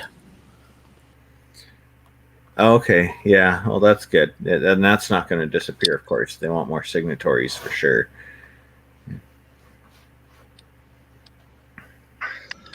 I could teach you all to count to 20 in Hungarian. That's to start to the language, if you want. It sounds like it could be fun. Right. One is edge. That sounds edgy. Not edgy, edge. Yeah, I was trying to make a point. I'm not as good at it as Jenni. Two is tattoo. Ow! Got something there that sounds like a squeaky hamster wheel. Sounds like about 30. Making my ears bleed. Maybe I can teach you Hungarian when I'm not so fucked up on tech. Well, when you get your other headphones using again. I will mute. Yeah, sorry, dog. Like to have you here, but yeah, that shriek was getting kind of painful. What is the problem? What causes that, anyways? I have no idea. That's why I'm asking. I think the big problem is probably just the echo. So maybe the microphone's picking up the speaker. Well, when he had his other headphones on, he didn't have the echo. But I guess he said that the charge ran out on the headphones, and with the earbuds, then he gets the echo real bad. Oh yeah, so he's got a microphone that's really picking up on the audio. Yeah. So I guess he's kind of out of it tonight until his headphones can recharge, because he was in Jen's stream, and I guess he used up the battery. Wow, learned to count to 2 at least, so we're I guess 10% of the way there. But that's good progress.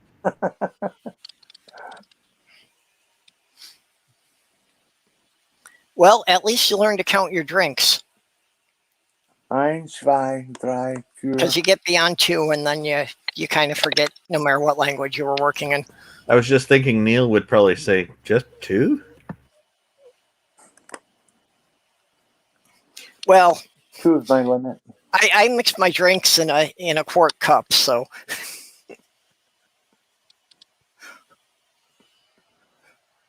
by the time I've gone through 2 drinks, that's probably equal to me having about 6 to 8 shots of whiskey in there. I will never forget this one drinking incident in my life. I drink very seldom. I buy a bottle of scotch and it lasts me 5-6 years, that kind of thing. I talk about the frequency of my drinking in terms of how many drinks per year I have. So I don't drink much. Yeah, I don't either. Maybe a glass or half a glass a year altogether for me. I drink very little as well. When I came out and started transition, I was working in social services, and our agency was putting on this 3-day conference on various crisis intervention, drug abuse intervention stuff, and blah blah blah blah blah. And I had to be there, and it was a little uncomfortable, but I wasn't at the point yet where people were doing a lot of misgendering from confusion. I was still pretty heavily weighted to boy mode. Yeah. And for the paid staff, women, and 2 of our volunteers decided that they were going to abscond with me in the middle of the conference and take me drinking. And they got me so fucking low on margaritas. It was just we killed 3 pitchers of margaritas in an afternoon. I don't know. I don't have no memory of how many I drank. I used to be that 1 bottle would last me about 6 months, but during that 6 years I got trapped in Michigan, I started drinking pretty heavy. Since I moved, it's down to about half what it was before the move, but still probably more than I should. I've never been drunk and I've never been high. I have no idea what it's like. A lot of people tell me that I'm missing quite a lot. No, you're not. It's nice to get a mellow buzz from time to time, as long as I know that I'm in a safe environment or with somebody who's going to, watch out that I don't get into anything that's going to get me in trouble. Sounds like a good plan. If you're legitimately curious, I'd say, what's your normal quantity of drinking if you're somewhere, and what's your limit? Oh, I'm not curious about it. Like, not curious enough to actually try it. I'm kind of mildly curious because I hear other people's experiences, and they seem to vary. Have you ever gotten to the point where your tongue and lips feel a little bit numb or buzzy?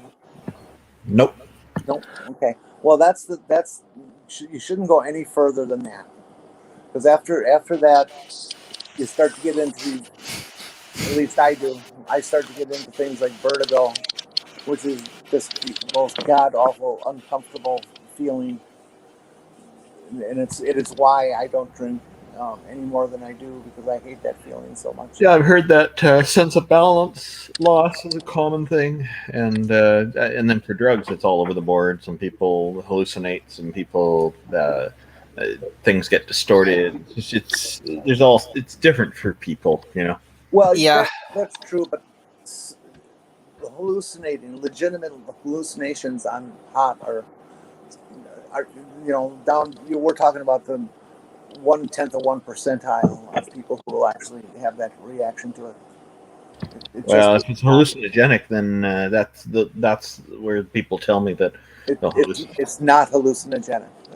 It's okay. All right. See what I know, right? That is using information that was fed to them by the government in the 1950s. Yeah, generally weed alone is not going to make you hallucinate unless it's mixed with something else.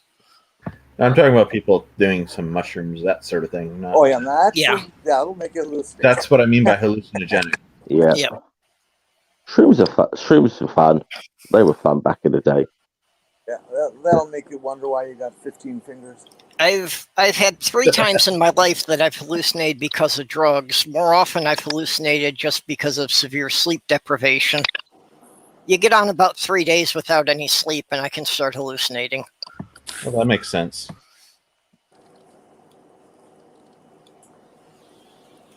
The drug I've had the most problems with, hallucinating wise, was Demerol.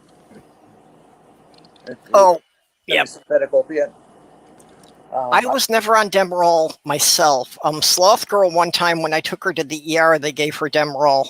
Yeah. And it's like it regressed her to being 8 years old.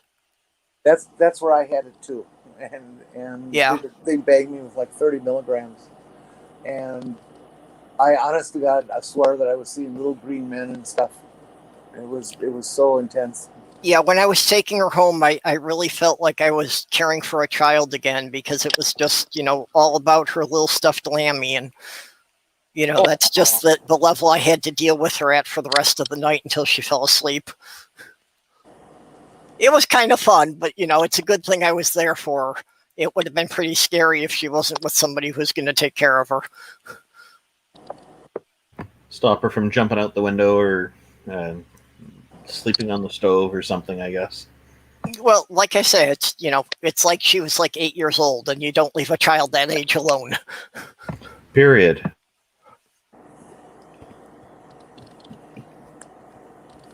Oh, there was another shooting today in Texas. What was that over? I don't know, being in Texas.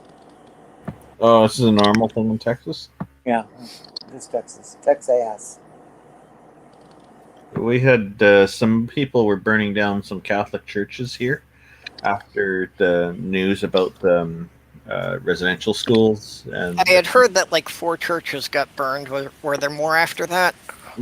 I've heard that. It's unconfirmed, but it wouldn't surprise me. I don't think burning down the churches is really the right way to go, but there's some people are very angry. Yeah.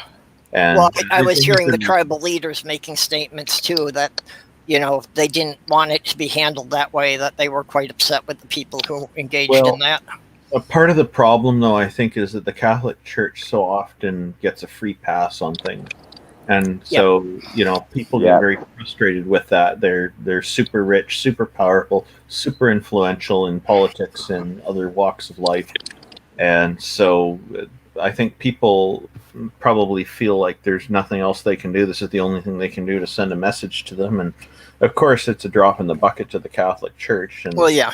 But nonetheless, the message there probably isn't lost on them. I still think it's not the right approach, but I understand why people are mad and doing stuff like that. They probably feel like no other option. Can I just say I agree with Randolph? Even though I was religiously hurt by the Catholic Church, I don't believe setting fire to churches is the way forward. Bringing the Pope to justice is the way forward. And the clergy who are responsible, oh yeah, definitely. The accountability factor needs to be there, and that's something like we take a look at the child abuse epidemic of the Catholic Church in recent years before this, and they would move some of their clergy outside of the jurisdictional reach of the law, and then say they're going to handle it internally. Like, they're not being transparent. Well, and that's the thing, that the child abuse thing isn't in recent years. That's something that people have known has been going on since the 1960s. Oh yeah. But what I mean, like you say, the church has never really been held accountable for it. And what I mean by recent years is just that it's like it's really come to a head in recent years. But it's decimated their membership numbers quite a lot, and they're still going strong because they still have a lot of diehard members, so to speak, who are kind of looking the other way. And the accountability really needs to be there, and it's not. And this was something that we touched on just yesterday on the Promethean frontier that brought me on to talk about secularism and why it's more important for governments to be secular than to be having any religion involved. And I think this serves as a great example, because the Catholic, the Vatican is their own country. And so their practice to not cooperate with one. So that shows the number one problem, the corruption. Okay. Let have a say. The Catholic Church are fantastically good at sweeping their shit under the carpet. You can go back to India, Ireland, and now Canada, and many other sites around the world where they've killed children. They've let them die, and they've buried them in shallow graves without any thought of their origin at all. That's what the Catholic Church is all about. And I've always said that religious, whatever religion is, they are all hate cults that thrive on the decimation of people who do not believe in what they believe. And they will hate you forever for that. They will always hate you. And that's what religion is. It's a hate cult. And it's sad to think that the humans are like that. But we're talking about 2/3 of the world now that hate everyone else. But thankfully, atheism is up and coming, and thanks to Randolph and the likes of Matt Dillahunty and so and people that are promoting atheism and trying to get a grips with what they believe in their own way and knock that nonsense out the park, as they do, and as you do, Randolph. I've seen your videos, mate.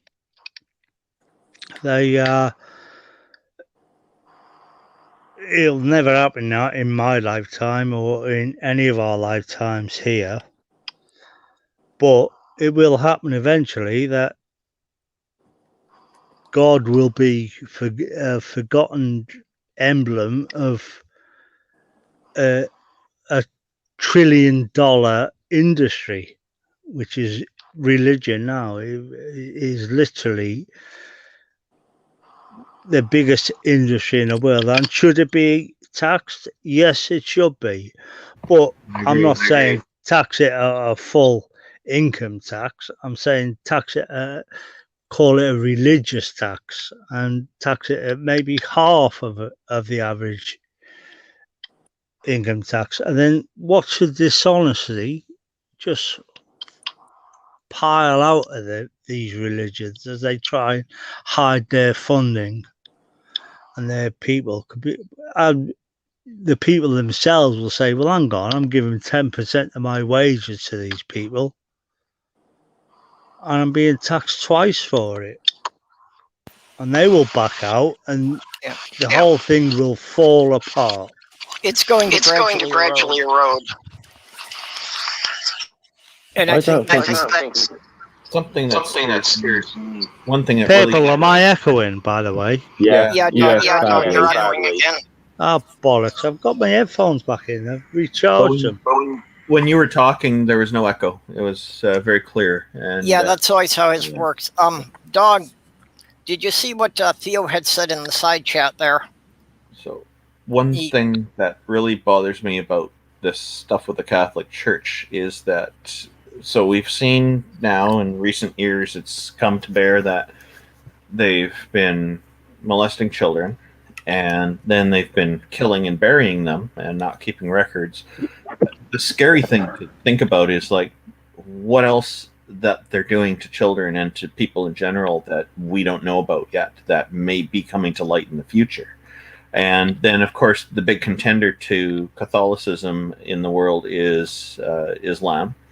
And there have been reports of at least child molestations going on with them as well at certain mosques and whatnot. And also temples and elsewhere. But they're also very big and very rich, very wealthy. And so, you know, the pattern indications of the same patterns seem to be there, and the underlying message we seem to be getting from this is religions, when they become very powerful and very wealthy, are a major problem for the humanity. It's not just when they get wealthy. It's all of them. You know, you can look at so many of these little storefront churches and stuff like this, and you're gonna find a preacher who is living, you know, at an income level, 5-10 times that of his parishioners, and they think it's okay, you know, that they've exalted their leader to this point. But it's for me, it's just more corruption. I want all religions to be banned. I want all religions to be taxed as much as any other individual. Okay. Till that point. I agree. I think that religion has outlived its usefulness to our society. Yeah. But I also have to question, is this anything that's unique about religion, or is it just a matter of when people rise to a certain level of power and think they're untouchable? Because don't we see a lot of the same patterns happening with political groups? We do, but with religion, there's this element of being able to avoid accountability and to put it off on some deity or something like that. And I'm glad when we see things like the case with Andrea Yates, for example, who killed her children because she said she heard a message from God telling her to do it, and she's been held to account. But there isn't enough of this kind of accountability happening yet. There needs to be more, and there's way too much. People are giving a pass to religion and not necessarily to others. So politicians will very often be held to account where religions will get free pass. So religion has that whole extra system of theology that gives them that excuse. And people will often say, oh, don't pick on the church. They're so kind. They're so nice. And their deity is wonderful. That wouldn't happen. And all this, and all these excuses come up right away. You don't see it so much with others. Come on. And I think part of the problem, too, is that religion is too deeply involved in education of children. And really, just like being kept out of government, it should also be kept out of education. And then it wouldn't need to be banished, because people could have a good quality education and think for themselves, instead of I know people who've been through Christian educations and Islamic educations in their childhood, and they've left their religions. But they told me that even there they'll teach logic, I guess, and they'll teach that there's, or in philosophy or whatever, they'll teach that there's the rule that there are no absolutes is there's always an exception to the rule with things.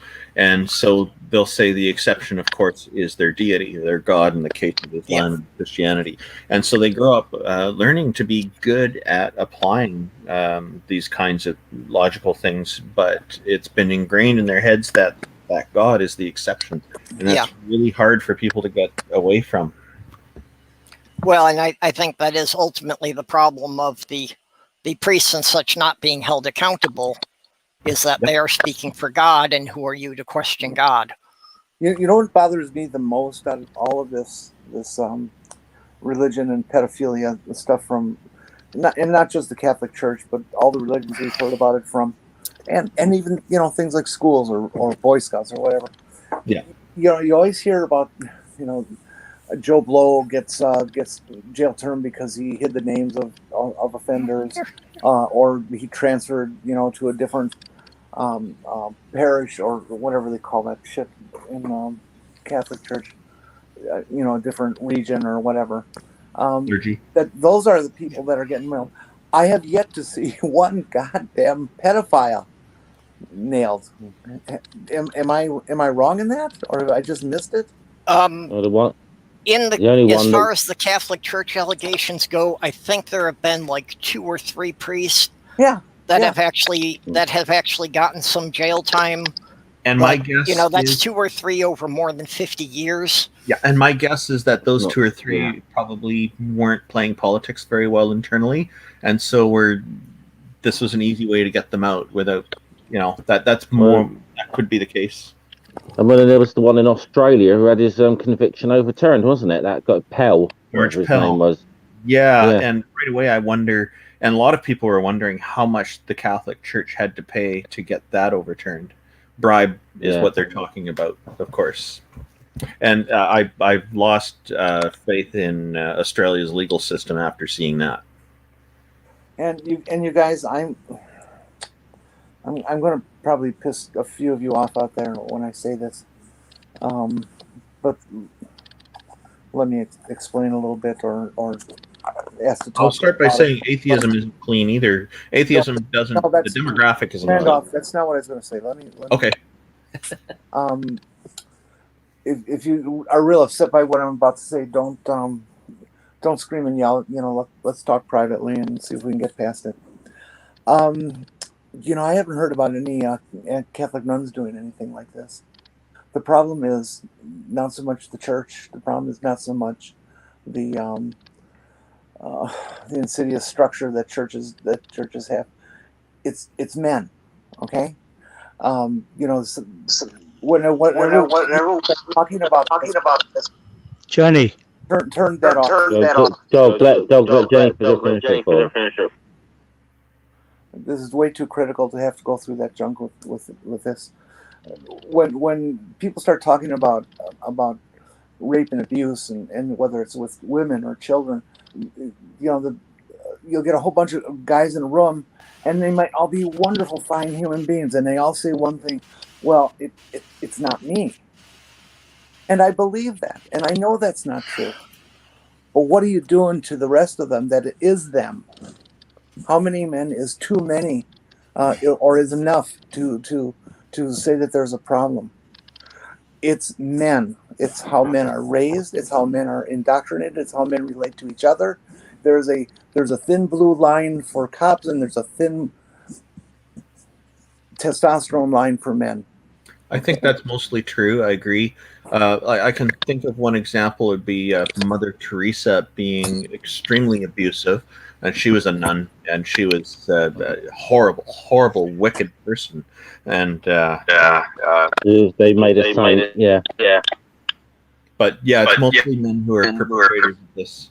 And the church has religions have put men in positions of power, and that's part of the problem too. But yeah, like you're saying, how people have been raised over time, it's horrible, and things need to change, right? It's Well, I'm trying to broaden it even more than just from the church and priests and I understand, yeah, and I agree with you. Yeah, I agree Well, that mostly it's pretty common. Yeah. It is a factor of our society, and a lot of that does have to do with because religion has had such an influence on the development of our society. Yeah. But yeah, it really is that, you know, the Christian teaching has been that men are the only real people and women and children are their possessions. Yeah, it goes back a long way. Yeah, and, it does. Yeah. And it's not just Christian that does that. Yeah. But it's I will say that there's quite an awful lot of dog. Sorry, can you mute one? Okay, so, cheers. There's quite a lot of should we say, cases about Catholic nun abuse going on by Catholic nuns in sort of schools and so on. So so it's not entirely accurate to say that doesn't happen from there either. So Yeah, I broadly agree. Jeff is correct. Saying, Jenny, I was physically and mentally abused by nuns in my Catholic school. Okay, Literally. I'm humiliated. Yeah, I've got that. Part of the education, beating kids with yardsticks and stuff, and that's still what we're talking, and that has to stop too, and I think pretty much has, but that's still different than the pedophilia and rape culture that I'm trying to address here. There are women who are still predators. Yeah. It does happen. It's more common with men, I think, but it's not fairly uncommon. 30 times more prevalent with men. It's no doubt there's no doubt that it's worse than that. But there are documented cases of sexual abuse carried out by nuns. So it's not but I mean, you look at you look at the Catholic Church in particular, that makes their priests and their nuns take lifelong vows of celibacy and whatever. Which is weird. Which is weird. Represses a natural human need. I don't think it's really a surprise that sometimes this manifests itself in such a disgusting way when it, I'm not saying allowing them to, not be celibate is going to necessarily cure the problem, but it might help.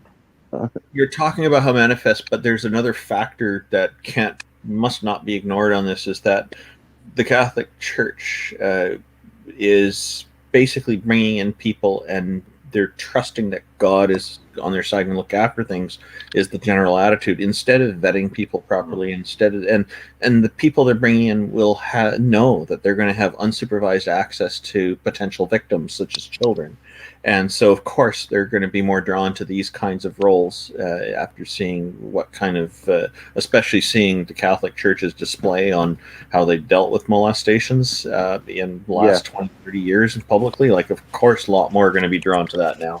Okay. I'm going to be listening, but I've got to be away from the controls for a minute. Okay. And Sammy has gotten wild zoomies here. Okay.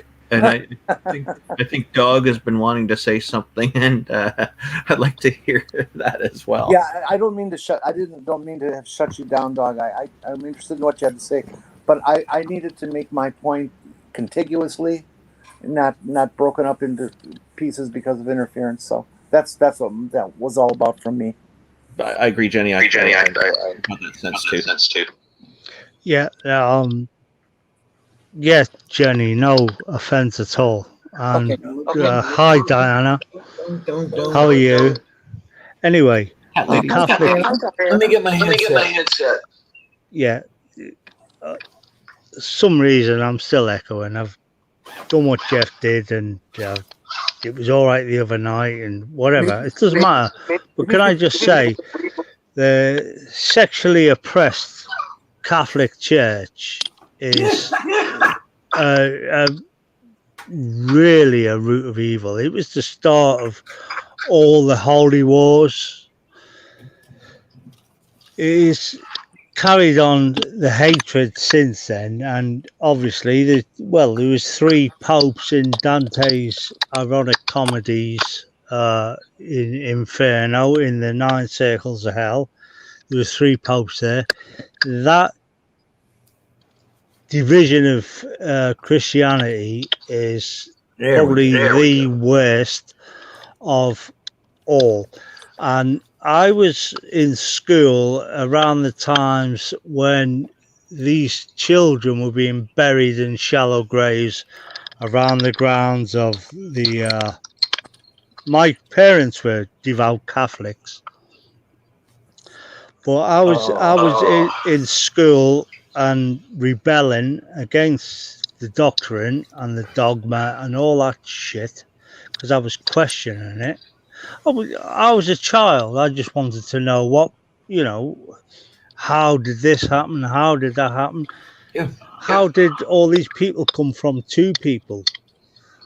I just questioned it, and that was frowned upon, and I was kicked in every day by the priest headmaster. I was stripped naked by nuns.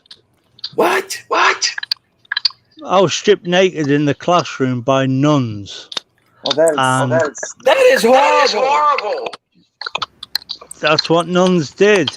I've heard these stories from others. I mean, the nuns were pretty bad when I was in Catholic school, but not that bad.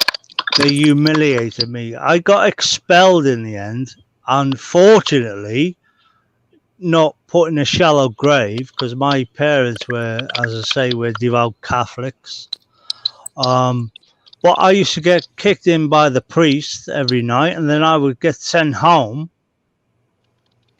with a letter from the priest, headmaster, give it to my parents, and then I went without food as a child for 2-3 days.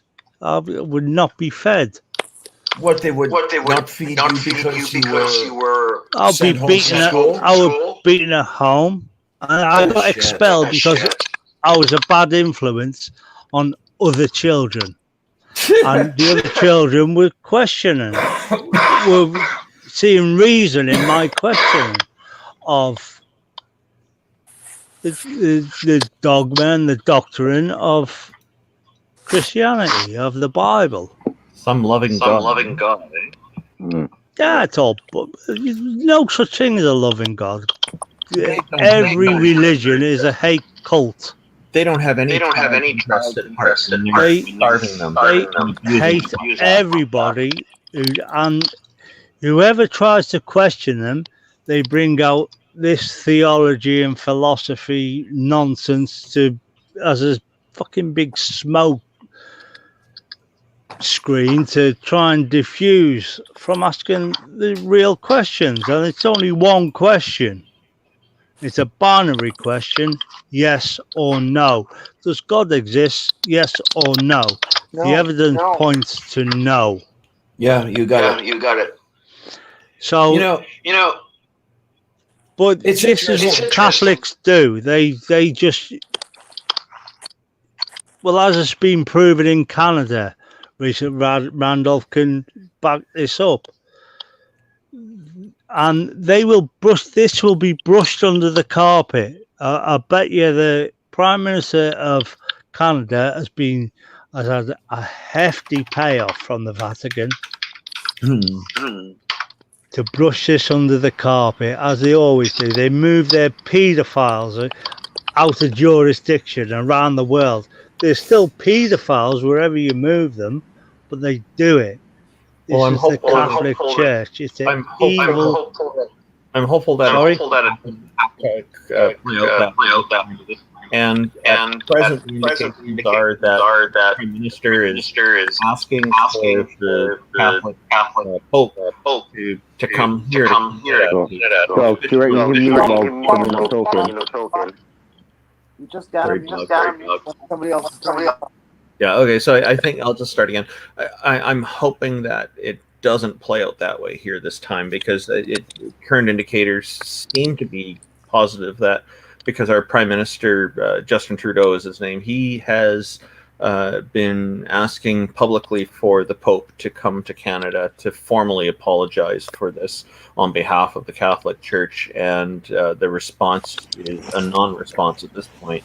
So, making a statement like that, I'm sure the Catholic Church doesn't like it. Now, if they end up paying and it gets swept under the rug, that'll be very disappointing. Our system, however, this situation's different than the molestations, because with the molestations, the Catholic Church had plenty of opportunity and kind of power in a way and influence to be able to move their clergy out of the jurisdictional reach of the law. They can't do that with these graves, and there are formal investigations that are being put forth by our police force, our federal police force, who are mandated to conduct these things with impartiality. So, and then, of course, because it was a lot of Indigenous children who are in those graves, it looks like, there's various Indigenous groups that are also deeply interested and actively involved in making sure that this goes, that the transparency is there. Yeah. It would be a very bad move politically as well for our Prime Minister to let this get swept under the rug. So I think I'm hoping that it won't be, that it will be followed through properly, and that the church will be held to account for it. Well, it is a really different situation now, because like you say, your Prime Minister has called out the Pope directly, and the Pope is in the position that if he apologizes for this, does that set a precedent that the church will be held accountable for all the other things we've been calling them on that they haven't responded to for decades? As they should be. Yeah. Yeah, but I'm just saying that, that's why the Pope and the Council of Cardinals is not going to want him to make any kind of response to it. And it's, it's going to be interesting to see where it goes from here and how that's going to affect things from the here on down. Yeah, what's also interesting is that anytime the churches apologize for anything else, if you remember, Hitchens was talking about the Jubilee year a few years ago. And at the end of the apology for the treatment of Indigenous peoples in South America, they tacked on, but it must be remembered that during all of this, these people were silently awaiting the counsel of the church. So, in other words, they're diluting the apology as they are issuing it. And they did that with the molestations. They came out and publicly stated that it was George Pell and also John Donahue, Bill Donahue. Bill Donahue. That abortion is a worse crime than child molestation. It was abhorrent. Ay, caramba. So I don't know. I don't know if anything good will ever come of this, because I have a feeling that the Catholics are just going to squirm out from under anybody's thumb. I favor taxation. Dog was going to say something, I think. Okay. Can I just say? No. No. Yeah, fuck off. The Catholic Church they embrace war, they embrace poverty, they embrace vulnerability. They want to get their claws in there. Sure. They depend on it. Their involvement in World War II, in the Holocaust, was atrocious. Yeah. The Pope they basically told Mussolini what to do to support the Nazis. There's Nazi gold. I've said this on many streams. There's Nazi gold in the vaults of the Vatican.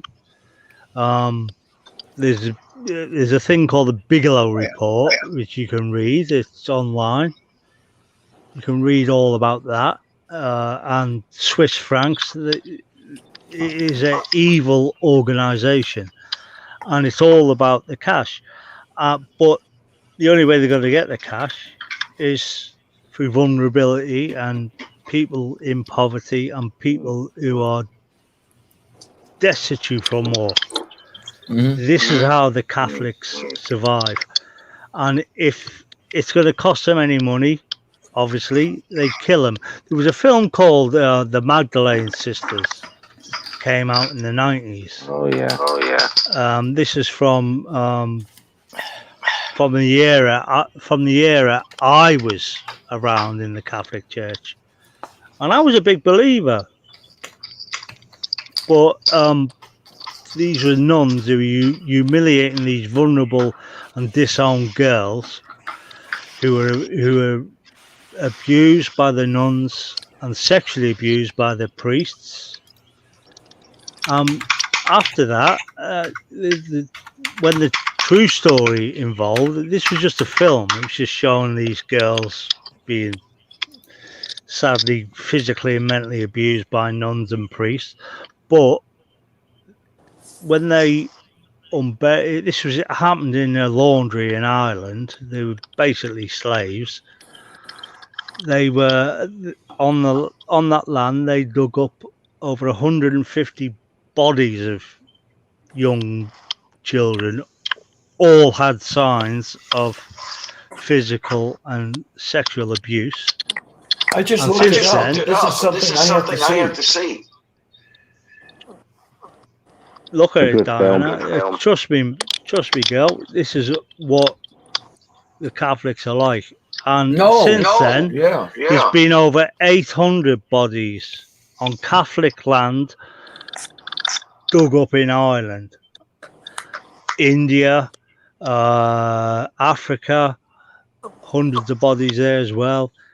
But all brushed under the carpet. No one ever talks about these. No one ever talks about the Catholics at all. They're good at sweeping things under the carpet. They're good at moving forward. And it needs to come to a stop. It needs to be ended. They're nonsense. And they're violence and crap. As I said earlier, they are the start of all the holy wars. All the blood shed since then, and they're still killing to this day. They will kill to save a buck. They will kill children rather than pay their health insurance. They will just sooner kill them and bury them in a shallow grave. That's what they do. Mother Teresa has now got a sainthood. She got a sainthood a few years ago. Why? She was the evil bitch who just took the money and wanted her name on every building in the world. A bit like Donald Trump. No one accepts Trump, do they? Apart from a couple of million in America. They abide by that. There is a bunch of Trump followers who wanted to add a book to the Bible for him. Dude, don't give me, mate. Sorry, Jeff, I didn't hear you. I was just saying, just try and mute when you're not talking because the echo's really bad. Yeah, oh, sorry, mate. Yeah, I'll mute now. Yeah. But my thoughts on the Catholic Church, well, I've done most of my studies through hatred of the Catholic Church. From the age of 10, we didn't have the internet back then. I did most of my studies in a library, but now I can do it online now, and I still continue my plight on the hatred of the Catholic Church. And even Frank, well, the last Pope before Frank, he was a fucking Nazi youth. This is This is what they are. Trying to play that down. Hold on. Of course they do. They're good at pushing things. I'm going to mute. Hold on. Yeah. I've got to say something about that in particular. Yes, that guy Ratzinger was, in fact, yes, he was a member of the Hitler Youth. But we've got to be also remember at that time it was pretty much mandatory to join. We've got to be a little bit careful on that. That's not the same. That's not that I'm making excuses for him whatsoever at all. And especially, I'm somewhat read up on what the Catholic Church did during World War II as well, and it's not pretty. It really isn't. And I've got to say, after the war, if anyone's ever read about what's his name, Bishop Alois Hadal, and the one who helped Nazi war criminals escape.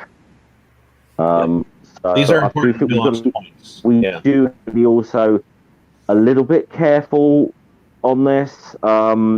Just a historical basis, but at the same time, it's like it was not making excuses for them either. But we do have to be a little careful on one or two things. Yep, and I would very much like to see Catholic and other religious people stop claiming that Hitler was an atheist and therefore all atheists are pro-Nazi and all that crap. It's got to work both ways. It has to stop from that end as well. Yeah. You don't have to be careful, Jeff. This is proven fact. I mean, what you're saying is not liable at all because it's proven fact. They're just good at brushing it under the carpet. Don't forget, atheists back in the Bronze Age were killed. They were slaughtered. Of course they were. Well, yeah, anyone who spoke against the church. Absolutely. But even now, they are still slaughtered. Even I can hear my own voice now on the echo. I'm going to mute again. But yeah, Jeff, you shouldn't be careful. This is proven fact that the Catholic involvement in Nazi Germany was immense, and they were. Well, their hatred of Jews goes back to the Bronze Age. From the Holy Wars. They killed most of them off. They killed a lot of Jews, did the Catholics back in the day, and all non-believers and blasphemers. And I bet they would love to do it now and continue, as most Christians would. You've seen them on Twitter. They call us all, "Oh, you atheists, you're all paedophiles, you're all this, you're all that." That's what religion like. They are hate cults. That's all they are, hate cults.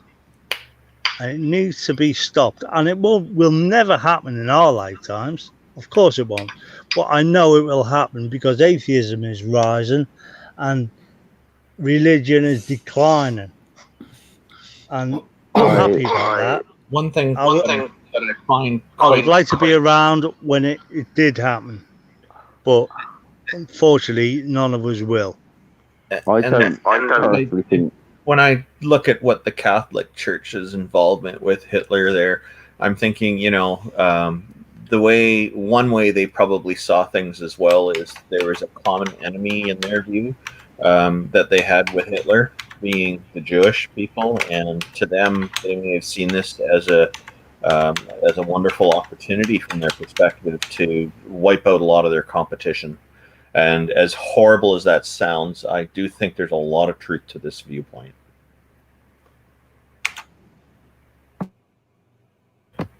Truth about their Diana, you are right.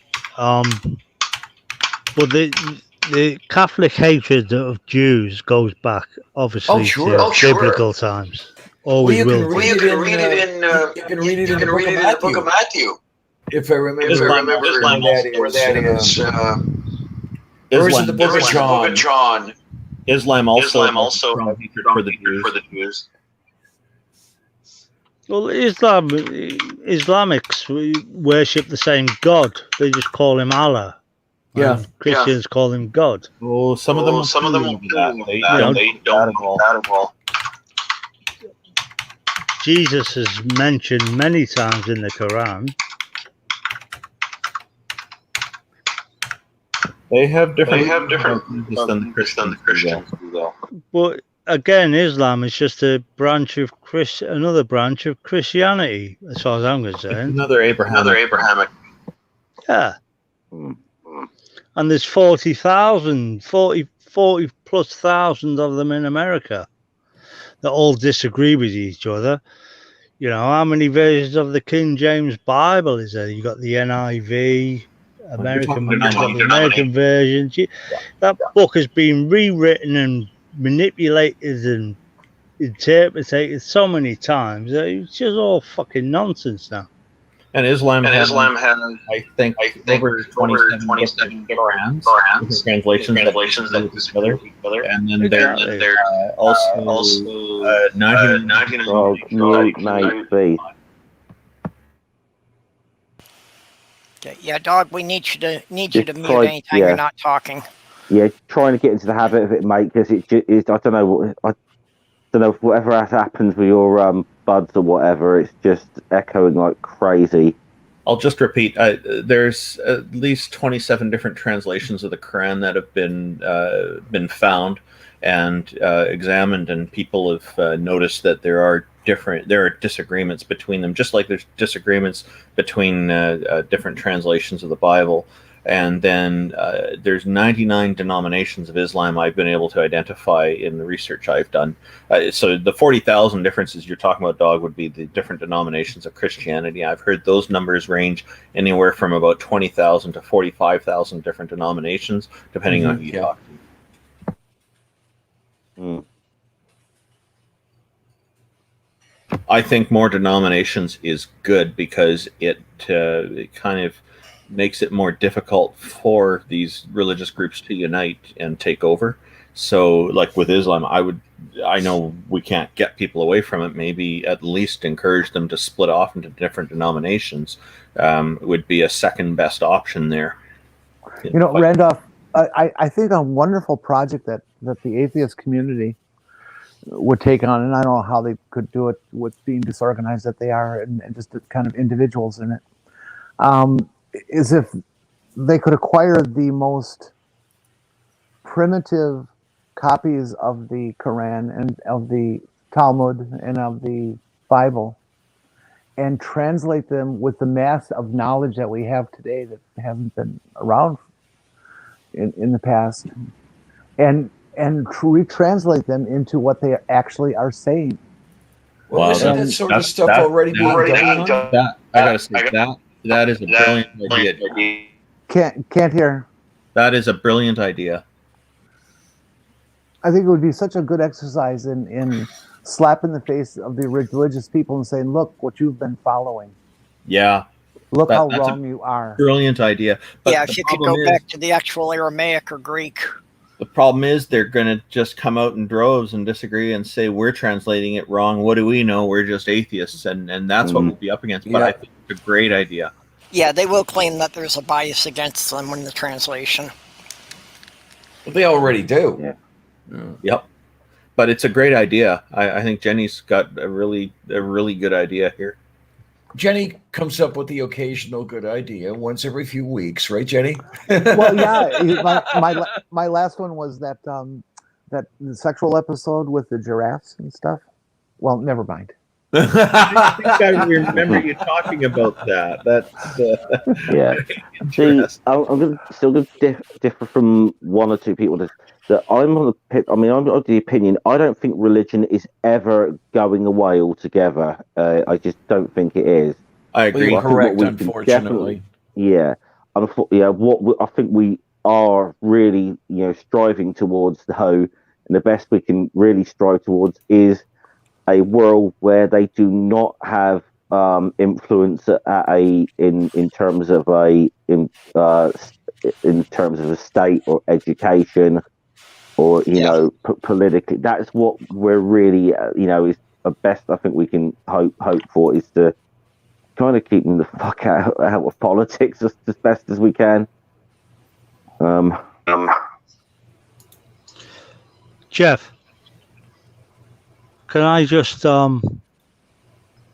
blame Stu for everything? And I see him in this chat, and I just think everything is his fault. England lost the Euros. It's Stu's fault, mate. No. I'll be back. Religion, all the way back to Abrahamic Judaism and even far Well, back as Okay, I'm not Hinduism. having that. It's You can't- you Stool's fault. You can't blame Stool for everything. He did vote You can. against Brexit. He tried to warn you. Oh, Stool used to Okay. work for Pontius Pilate, didn't he? are you? I think you guys are suggesting that Stool is a prophet. Stool is a bellend that we love. Simple as that. Atheism is a non-profit organization. Yes. Oh God, that's terrible. That's why it's hung around so long.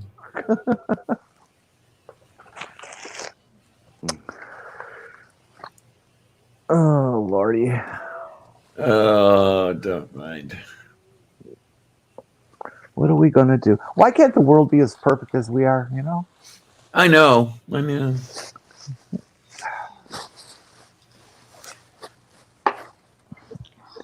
If the world was as perfect as we are, it would be boring. The idiots make it exciting, don't you think? oh Yeah, yeah, sure. I just could do with a little less excitement. I'd like to be bored enough that we know the species is going to continue for at least 2 more generations. That's my grandkids. You know, I want to see them have a complete life. Yeah, Yeah. that's the mistake I made. I made an investment in the next generation, so I've still got to be concerned about what happens after I die. I think 500 years and Well, don't you know? dogs will be ruling the planet. Well, see, that's. I don't think that we need to kill all people. I think we just need to sterilize everyone so that the race will go extinct on its own more quietly. Okay. Well, there is that group that's already advocating for that. Do you know about the voluntary human extinction movement? No. No, I didn't know it was an organized movement. Yeah. I've heard of them, but I don't really know too. There aren't very many of them, but as far as I'm concerned, they've got a point. Yeah, they're probably dying off. Yeah. Yeah, that's pretty bad when your entire movement is centered around killing yourself off. Well, look at science. Science is the science of killing science. Yeah, well, honestly, since sometime in the 80s, I have kind of been of the opinion that the extinction of the human species would probably be the best thing for the planet as a whole. Yeah, every time I say that, a hard time with you're so negative in this whole thing, and it's like, now just take a look and really think about it. Okay, and I know, I sound like a conspiracy theorist here when I say that, but Okay, give Dog a chance. I was just going to say this movement that Diana was going on about, does it not sound like them cultists of the 70s that all killed themselves? Mass suicides. well, no.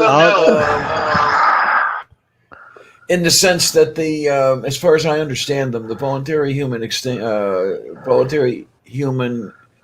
extinction movement is saying, let's not kill ourselves off. Let's die normal deaths, but let's just not procreate. And then, the humans will peter out, so to say.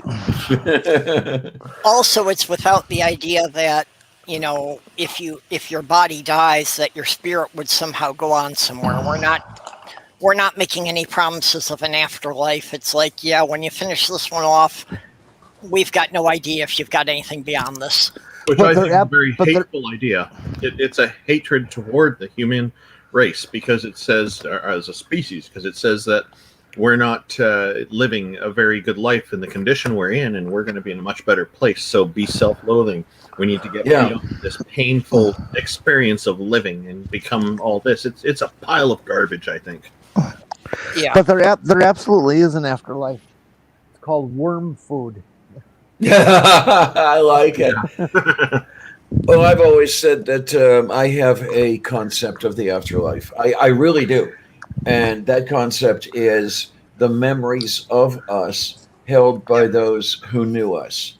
That's my concept of the afterlife. And there's I've always said a way to avoid worm food afterlife is to donate your body to medicine and science.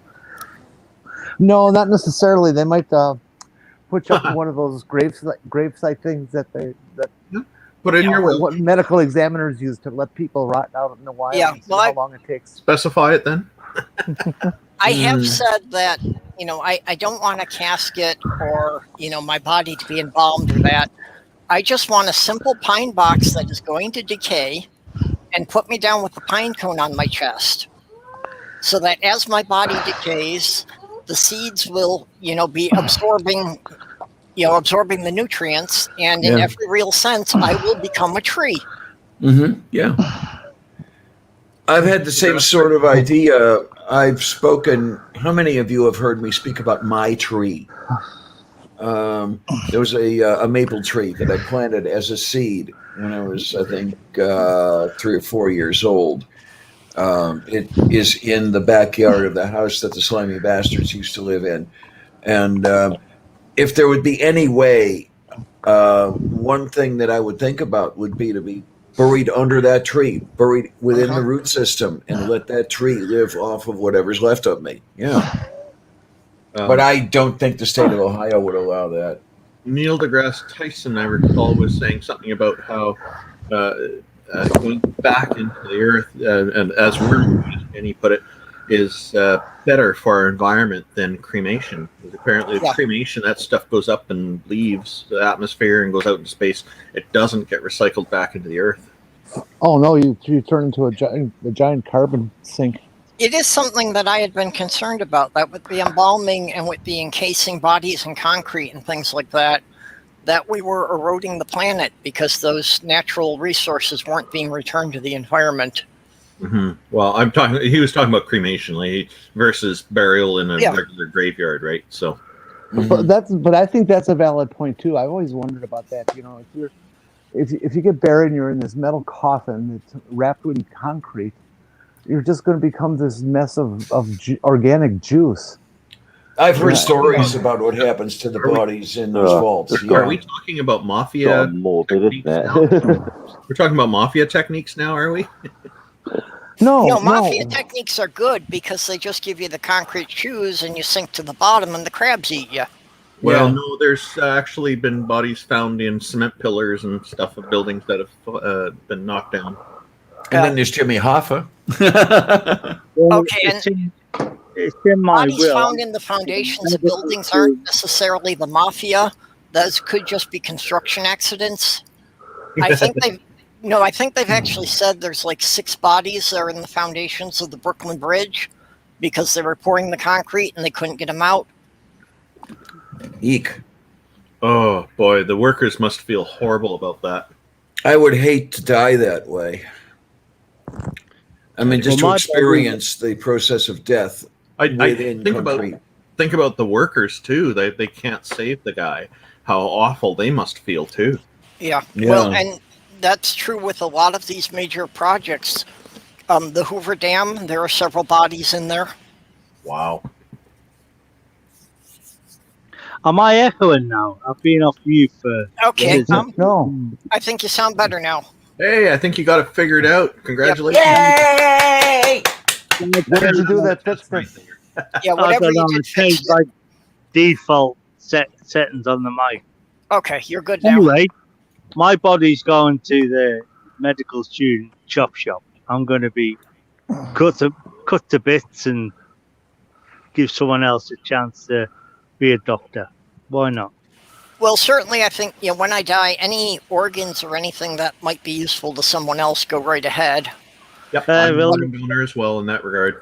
After that, I'd like them to put the body... I think they know enough about the process of fossilization now that I'd like them to put the body in some place that gives me a better chance for being fossilized so that in a couple thousand years I could be dug up and be a museum exhibit. I would like to just become a special ingredient into somebody's recipe for foie gras. think Purple wants to be an Thank exhibition you, Diana. after dying. Trouble with perps, you know, knowing our luck, we get dug up and be in an exhibit in a blooming creationist museum or something. Yeah. Knowing our luck. Better get your tattoos now. Oh, wouldn't that be dishonorable though if you ended up being in an exhibit at Well, with the right tattoos to send the right message, the Creationist Museum won't want you. Studios. In the Kenham Museum of Evil Atheists,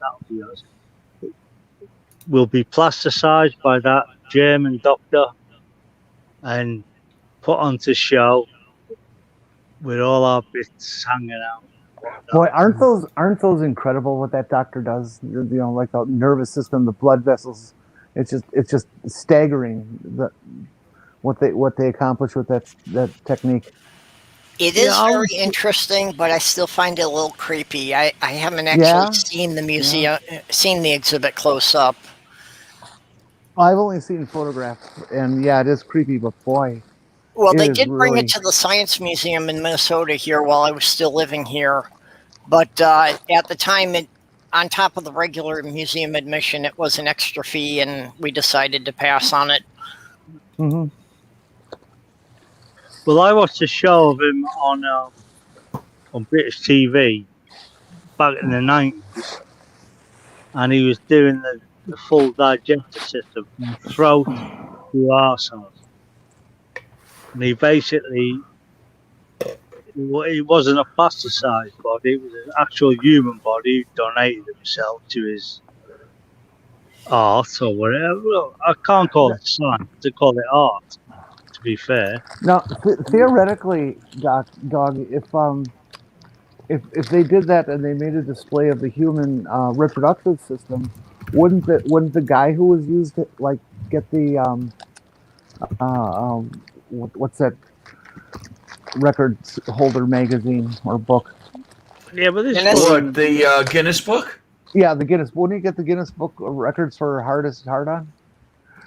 This wasn't the reproductive system. This is the digestive system. So he cut this guy from the throat and just worked his way down all the way through the thorax, and he just cut them through all the bowels and dragged them all out and squeezed all the crap out all the way back, all the way to the anal sphincter, and literally stretched across the stage about 50 meters. It was a big old length. But yeah, you know, he's made millions out of his art, and I will call what he does art and not science, because we already knew how all this worked anyway. But it was sick. Yeah, but it was pretty cool in the same. While that kind of makes me queasy, there is value in that, because, you know, art can teach people on a level that science can't. I agree, yeah, definitely. In the Smithsonian, there's this display that's an ongoing display. What they did is they took a human and they sliced them head to toe and then sandwich it between two glass plates. And so you can see all the arrangements of all the organs and, you know, the inside structures. And that was pretty gruesome to look at. Yeah, it's one of those things that it made me kind of queasy, but it was fascinating, and I really... Mm-hmm.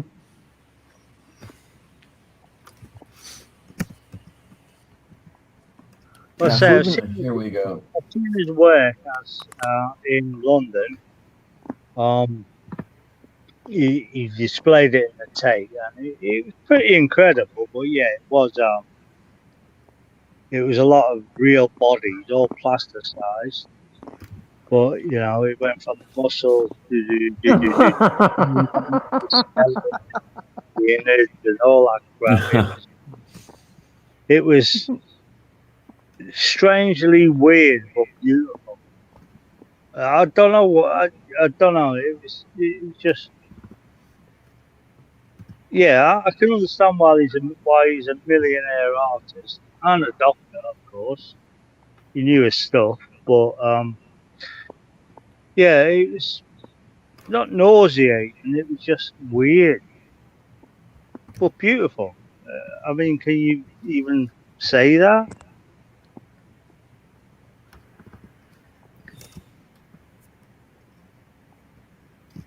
Well, sure.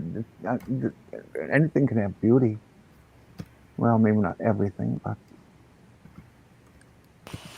Well, and there's a lot of things that, I have like that immediate visceral reaction of, that's gross, or even to the point of I feel sick, but then you get the intellectual part coming after it of that, well, yeah, but there is something of value there. There is something you can learn from. Mm-hmm. Well, what could you learn from it that we already knew anyway? I mean, all he's done is plasticize human body and show the inner tissue. when you see things in a light that you're not used to seeing them in, you will learn something from it, and you will change your view of how things are related and how they work together. And it'll change you. I get Also, that. It's one thing for somebody to tell you, like, that the human intestine will stretch out for 50 yards. It's quite another thing for somebody to actually stretch a human intestine out for 50 yards for people to see how far that is. Oh, it's the length of the study. It's like when you open a package of... Jeff on old Channel 4 back in the 90s, they were they like to cut near the bone, let's say, of humanity. They did a show that was called Mummifying Alan, which a guy had donated his body to be mummified, the old Egyptian one. And apparently they didn't remove the brain through your nose or anything like that. But he was mummified. His internal organs were harvested and put into jars and crap like that. And it was a good history lesson of how Egyptians treated their rich, to be fair. And it was an enjoyable show, sick as fuck. I mean, he had terminal, no disrespect to Diana. He had terminal. He was, he knew he was going to die, but he donated his body to this show, and they basically mummified him. They wrapped him in all the bandages. Well, if the guy had agreed to that and wanted to be part of it, I think it's a great thing, to demonstrate how that process was done thousands of years ago. It was very good, but it was also pretty sick. I mean, they did explore. I mean, you saw them spewing out his. I could kind of see that, if I was in that situation that I knew I only had a couple of years left, I might sign up for something like that, as far as being a scientific and historical study. I know somebody like that. I wonder if you should do that. I was going to say we weren't. This wasn't a suggestion, okay? I was going to say I know some people that might die a lot sooner if somebody had a way to get rid of the body. There you go. Yeah, I could name a couple of those. I was going to say there's a couple of people I could nominate for this, but it might be speeding up the process. I keep a running list of people who I feel it would be a public service for them to disappear. Yeah, pretty much. Oh, my word. Fluoric acid will dissolve anything and leave no trace whatsoever. Which one did you say? Muriatic acid? Fluoric fluorescent. Okay. Yeah, Any acid with fluoride in that makes more sense.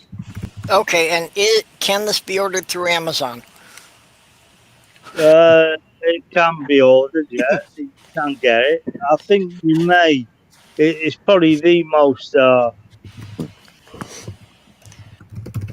waste acid on the planet. That's all right. I already had an FBI agent knock on my door once. I should be more careful about this. The only knock on your door because you said you go to school. Yeah. Well, they knocked on my door because somehow they had linked together that I was buying a lot of pseudoephedrine because I have chronic sinus problems, and I had bought a container of industrial ammonia. Oh my! So I had to take him into my garage and show him that the industrial ammonia was being used because somebody had contracted me to build an ammonia evaporative refrigerator system. Holy Wars still. We didn't get off that Euros. We're losing the final still. Anything blame still. There's a bit of an anti-stool sentiment going on here today, I've noticed. You started it, yeah. You started the anti-stool. Oh yeah, the blame stool. Stool's always convenient for that, right, Stool?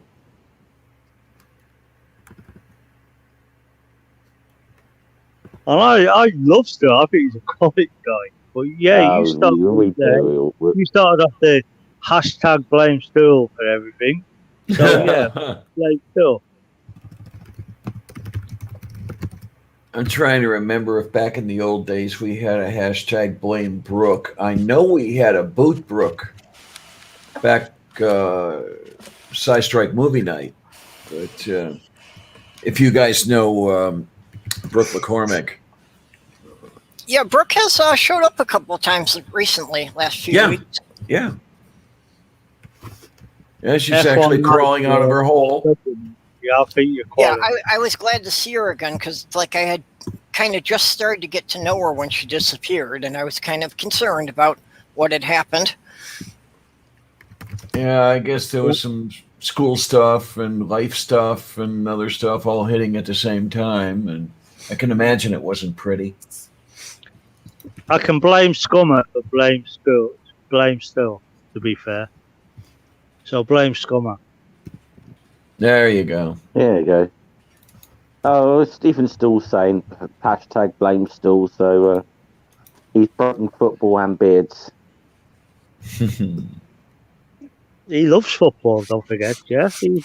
He does now. He's a massive fan. He's a massive fan now. He really that's his dream game. He enjoyed my commentary. I think he particularly he thinks I'm like the new John Motson now. So we all did.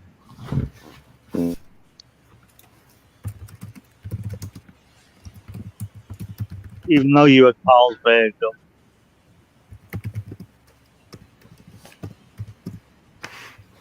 Oh, it's good old. That was Stella Artois. I will have you know. What, Stella Artois in the green can? That was Carlsberg, mate.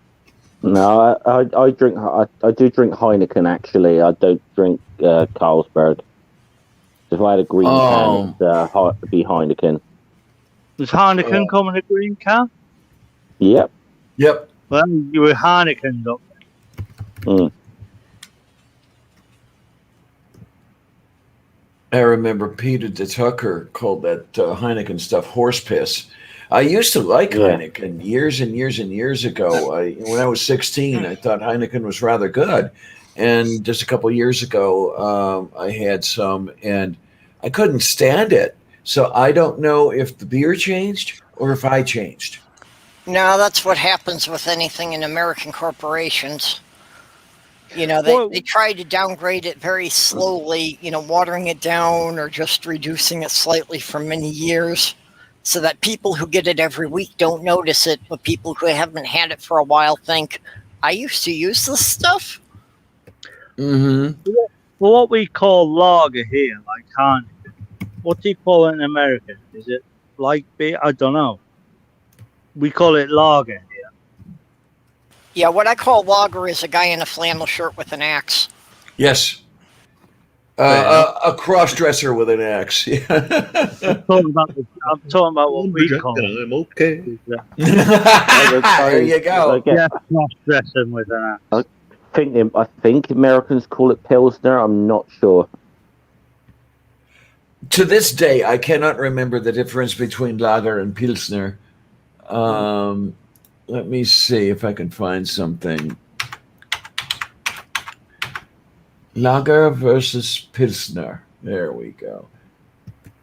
Oh, a pilsner is a lager, but not all lagers are pilsners.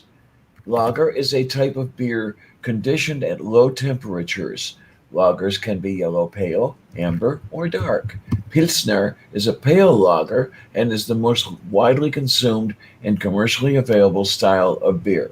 This is from an article, What's Different Between Pilsner and Lager Beer from Carlsberg.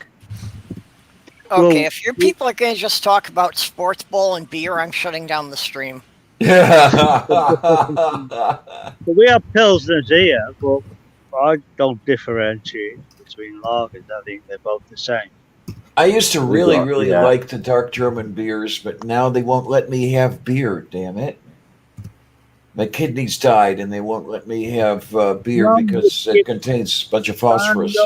Yeah, if you don't have a good filtering system, it's probably a bad idea.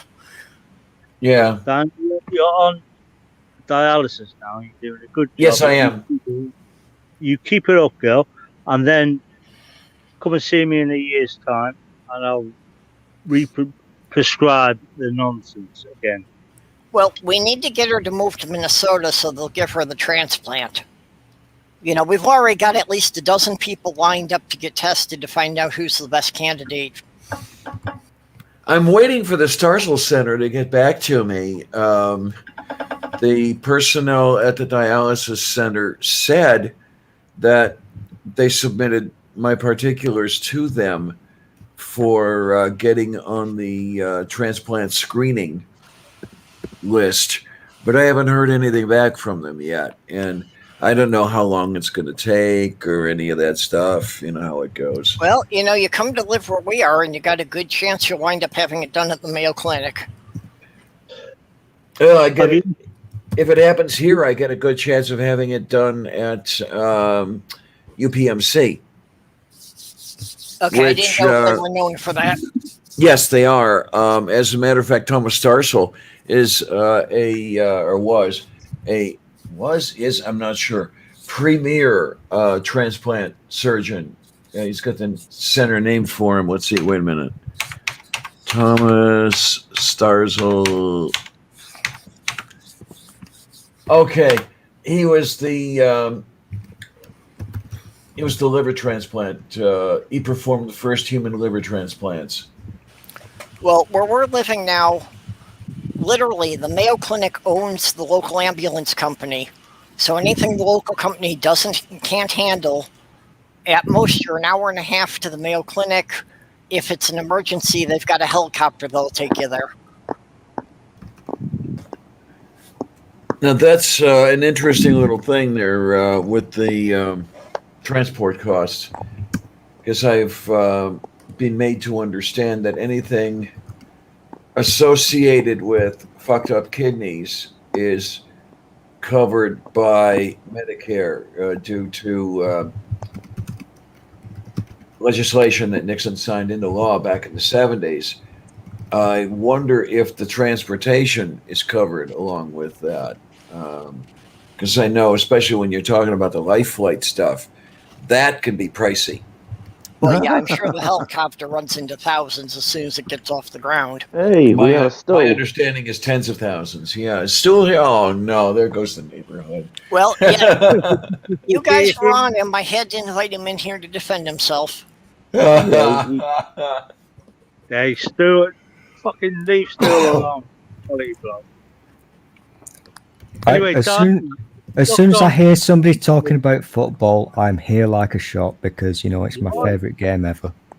Yeah, you love it. Diana, have you looked at eBay or Amazon? They sell everything. Okay. Yeah, there you go. I'm sure I could get an Indian kidney somewhere, right? If you're on Amazon Prime, you probably get it delivered tomorrow. What's really It wouldn't- amazing? I'm going to say it again, and I won't quit saying it. I am just totally floored. I am amazed. I am shocked at the number of people who have stepped forward and said, "Hey, Clarion, you need a kidney? I've got two." And I don't get it. I really don't get why these people would do something like that. I'm nobody special. Really. Listen. I know Purple's done all the legwork for you, but if you need the cash to get you through for your life, start a GoFundMe. I'm sure everyone here will. Oh, yeah. Well, I have to talk to some people about that because I'm trying to figure out how I can get the income that I need. And I do need income right now because I'm incurring extra transportation costs to get to and from dialysis. And I'll get to that in a minute. But Okay, I did Diana. put the word out. I did put the word out for my Patreon, and a whole bunch of people came forward with that. And my Patreon receipts jumped by like about $200 a month. Wow. And the thing is this: my housing, for example, the Section 8 is going to have their grubby paws out, grabbing for a third of anything I get. And anything I get is necessary to pay for this transportation. For example, today, on the way home from dialysis, I damn near passed out. It turns out, I guess, that when they stepped me up to 4 hours from the 3.5 hours that it was, it looks like it's shocking my system a little bit. And I may need to get used to it, or I may never get used to it. But I certainly don't want to be passing out on the street while I'm waiting for a bus or while I'm walking home. And paying for Uber will allow me to avoid that. But the Uber trip home today was $15. Yeah. That sort of thing. And that was just the trip home. Well, and that's why we worry about you not having somebody, nearby who can check on you. Did you say 15 or 50? 1.5. Oh, okay. Boy, that's cheap. GoFundMe, right? Just it's a little more expensive than usual. The normal, if you want to call it, price is closer to 10. Mm-hmm. Well, that's honesty right there. So an Uber from the hospital to my house is $35. Well, the transplant center is only a mile from me. We're talking your life now, don't forget, Diana. Talking your life. Nothing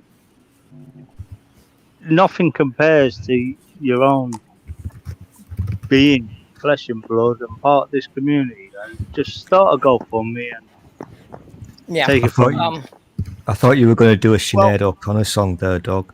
Actually, PayPal is best because... No, I think best. Oh, no, don't do it. Don't do it.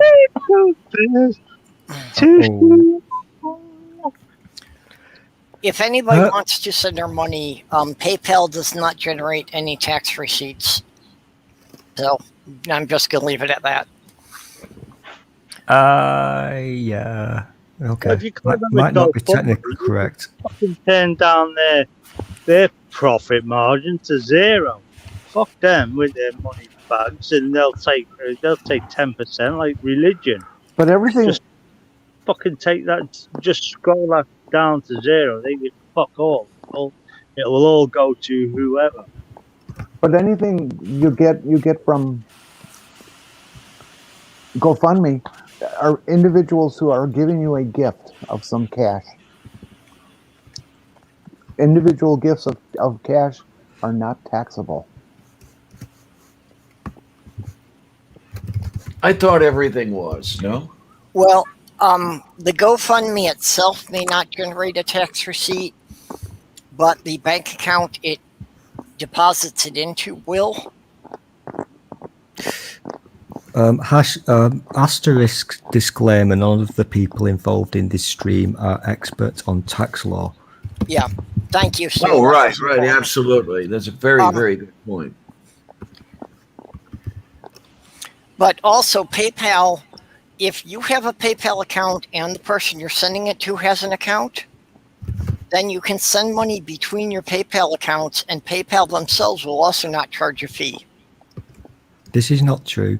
It depends on the country. Obviously, Well, between Americans, that's Okay. very true. But if you do internationals, you will be charged. If it's international, you will be charged for the currency exchange. But if it's within the US, then if you check the box that says sending money to a friend, there will be no fees taken out. Still Otherwise, gonna, the PayPal is basically like 30 cents for the transaction fee plus 3% of the total. Yeah, I believe anything that had Elon Musk at it. I don't want to be pernickety. You know I hate being pernickety. Yeah, absolutely. You detest that. I'm quite well known for it. But if you're doing... Oh, fuck you, dog. We have if a you're different doing, word for it. if you're doing international... I'm sorry, but I did have to look into this. And if you're doing international transfers, PayPal to PayPal, it's not the currency fee. It's a standard fee, which is not a currency exchange fee. And they will... It is quite hefty. So I'm just putting that out there. Yeah, Not no, that this Stu applies is right, to- because I've sent money to people in the UK, and it does charge an extra fee on that. Mm-hmm. I forget what the percentage is, but I know a fee was taken out. It is quite hefty. So buyer With beware. GoFundMe, you can take away their fee. Boom. You can take away that fee, and all the money you sent goes to the. But GoFundMe, when the person does finally withdraw the money from GoFundMe into their bank account, it does take out a percentage. GoFundMe takes a percentage of that. GoFundMe automatically deposits it into your bank account for you on a regular basis, like every 24 or 48 hours, depends on how much you're They bringing can. in.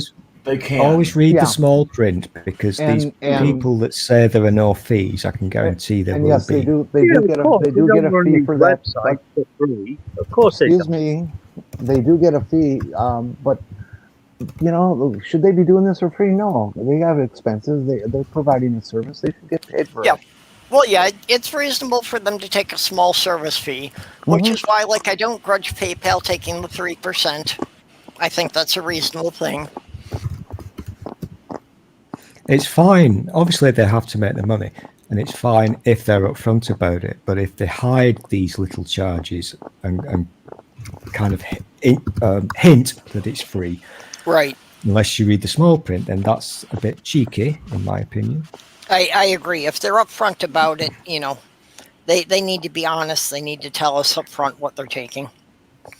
Yeah, because every business is going to have expenses. Well, yeah, business. It's a business, so you know, they've got to pay some people to maintain the site and whatever. They're moving money. That costs money to move money. I think 3% is a little high. It's the same as when you're a business, like when I had my business and we took MasterCard and all that stuff.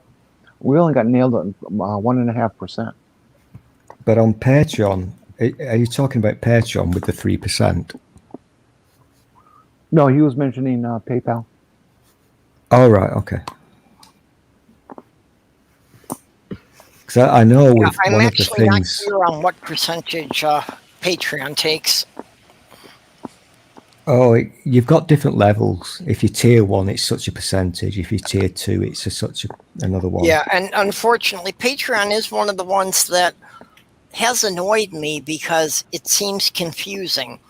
I have a Patreon, and I'm not clear about what percentage they would actually be taking. Yeah, you've got to really look into the small print, and that applies to everything in life, of course. You know, I mean, the amount I've Yeah. been getting, I have like 6 Patreon subscribers, and they're all like $1 or $2 a month. So I haven't actually tried to draw the money out yet. I've just been letting it accumulate, but I don't know how much it's going to be when it pays out. With Patreon, I've only made a withdrawal from my Patreon once since I've had it. So, Well, like I said, I've only got like 3 or 4 patrons anyway. I Dog's one of support them. Jeff on Patreon. How much do you get a month from me, Jeff? You give me about £5 a month now. By the time they've taken their cut, it's something like $3.50 probably. It would be a guess. Yeah, yeah. That's a rough guess. I give him Well- £5.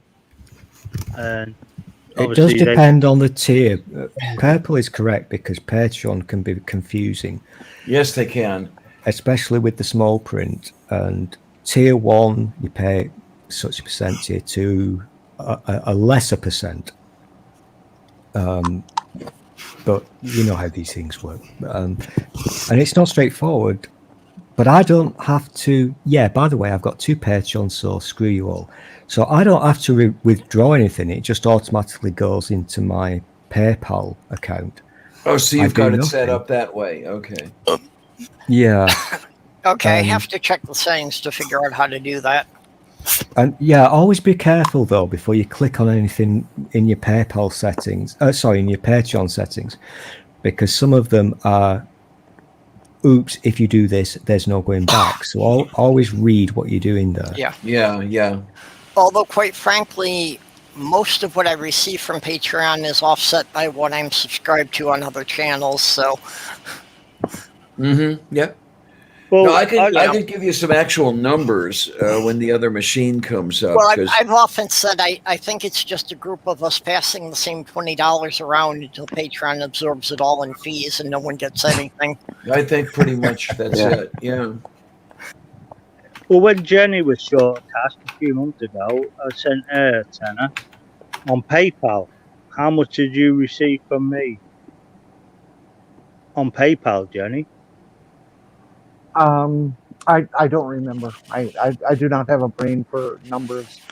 Yeah. And that sort of thing. My guesstimate, Dog, would be if you'd have wanted her to receive 10 of your pounds. Probably got about £7. Yeah, they take their percentage out. Of course they do. They're a business like any other business. And If you'd wanted her to receive 10 of your English pounds, you would have had to pay about 12, I think.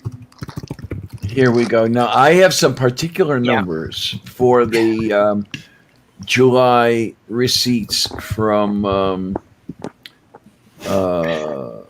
Patreon. Here, let me look. Okay, 7-2. Where is? Come on, it's got to be here somewhere because I.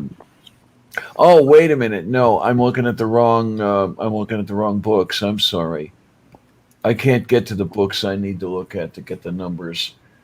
I have 2 sets of accounting books, one for my personal stuff and one for the Lavender Holdings.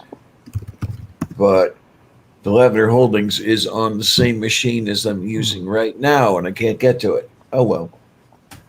Yeah, I think the one that does. Yeah. The one that does take a lot of money for those who are actually monetized on this platform is YouTube. They take like 30%, don't they? Oh, yeah. Or If you anything. do super chats in YouTube, they take 30%. Yeah. Yeah, You know, it's and as bad I as. think that is just way too much. That is gouging. Oh, yeah. But, It's I think what Stool said about you sending £12 for them to get 10. I think that's about right from what I've seen with me sending money to people who are in the UK. The correct term is usury, from the base of used, whatever. And it is specifically mentioned in the Bible as wrong. So you can always mention that to them if you ever write a letter to complain. It's I think the lesson to be learned here from this very fruitful conversation is, again, asterisk. None of this is legal tax law or opinion. And also, always read the small print. Really do. Because you might be in for a shock when if you're a sad person and you're thinking of begging to join Patreon, because it's not a quick process, I can tell you that. When they finally allow you to do so, you might be a little bit shocked at how much they take before it reaches your pocket. I think I will go back to the sign-off I've used in all my edited videos. I do not claim to be an expert or an authority on any subject. I simply ask you to consider this. Yeah. Hey, Randall's woken up. Oh no, I've been awake. He's been with us. I know, but he just seemed a bit snoozy there. Oh. Randolph's been here pretty much from the beginning. Do you eat poutine? Yeah, actually, just had some a few days ago. Okay, what exactly is poutine? It's basically like French fries soaked in gravy, so they're kind of soggy with chunks of cheese, and it's very tasty. Okay, when you say gravy, describe what you mean as gravy, because I know what British call gravy is not what I call gravy. Okay, well, what you and I would call gravy, purple. North American gravy? Yeah. Okay, is it more like a brown gravy, kind of beefy flavor? Okay. Yeah. Well, that's gravy in the UK. But That's British gravy. yeah, if you're making a gravy, you make it out of the fat of the meat you're cooking. If it's lamb or chicken or whatever, you make it out using the fat. That's okay. Gotta say, I've never tried it. Or you just be lazy and use the Bisto. Oh, Bisto's lovely. I got this one from In Italy, they call what we would call like pizza sauce or spaghetti sauce. They call that gravy. Yes. No, they call it food. I got it from a restaurant, a drive-through restaurant called Wendy's. And I got it with a chocolate frosty. It was hot weather, so it was nice to have a. Wendy's has poutine. Wendy's has poutine. Yeah. Damn. Okay, we have Wendy's and they have the fries and the frosty, but they do not have poutine. Well, they have it here in Canada. I went to Wendy's and I had steak and blueberries. Blueberry they are supposedly trying to come back to the UK because they tried once before but it didn't work out for them. But they're trying. Wendy's is trying to come back. I love Wendy's. Wendy's chilling. Their drive-through service here. Yeah, their drive-through service here is very fast. It's they beat the pants off McDonald's, and Burger King is a joke. Well, and Wendy's definitely has better than average fast food hamburgers. Mm-hmm. I have to admit that, yes. And you can buy the children's. You can buy the children's version of the burgers, and they're quite filling and a lot less expensive. So it's. I will say the last American fast food company who tried to open up here felt very much flat on their face. They had one outlet open for like 2 or 3 months, and then they closed. Debacle? Chick-fil-A, and that was Chick-fil-A. Their reputation had preceded them. So pretty much every day they had this. There's a town called Reading. They had their outlet, and pretty much every day from they have more people protesting outside than actually eating it. And that was very heartening that despite all we hear about the TERFs in the UK, that they weren't putting up with Chick-fil-A's bigotry. Their board meetings must be fun. Speaking of the TERFs, did you see the thing that Katie Montgomery got trending on Twitter yesterday? No, what happened? In the UK. It was like there was the hashtag Katie TERF, which sounds like something that some TERF sort of said at her, which she turned back on them, and then everyone just started running with it. It was hilarious. Then it got to a point where it was like one of the top trending things in the UK yesterday. It was Katie Montgomery. Technically So- not the most trending thing. Just going to put this out there, Jeff. Not, Good it for wasn't her like the turning that biggest around trend, on but it was. people. They were trying to make her Yeah. look bad, and it backfired because she turned it around on them. Pretty much, yeah. Nice work, Kate. Blame still is more popular. Yeah, just gotta. I've got to say this because you know I've been laughing for about 48 hours straight now. But hashtag crafty wank. I mean, I've been literally crying my eyes out. Oh yeah, I actually think that half the reason that trended was you.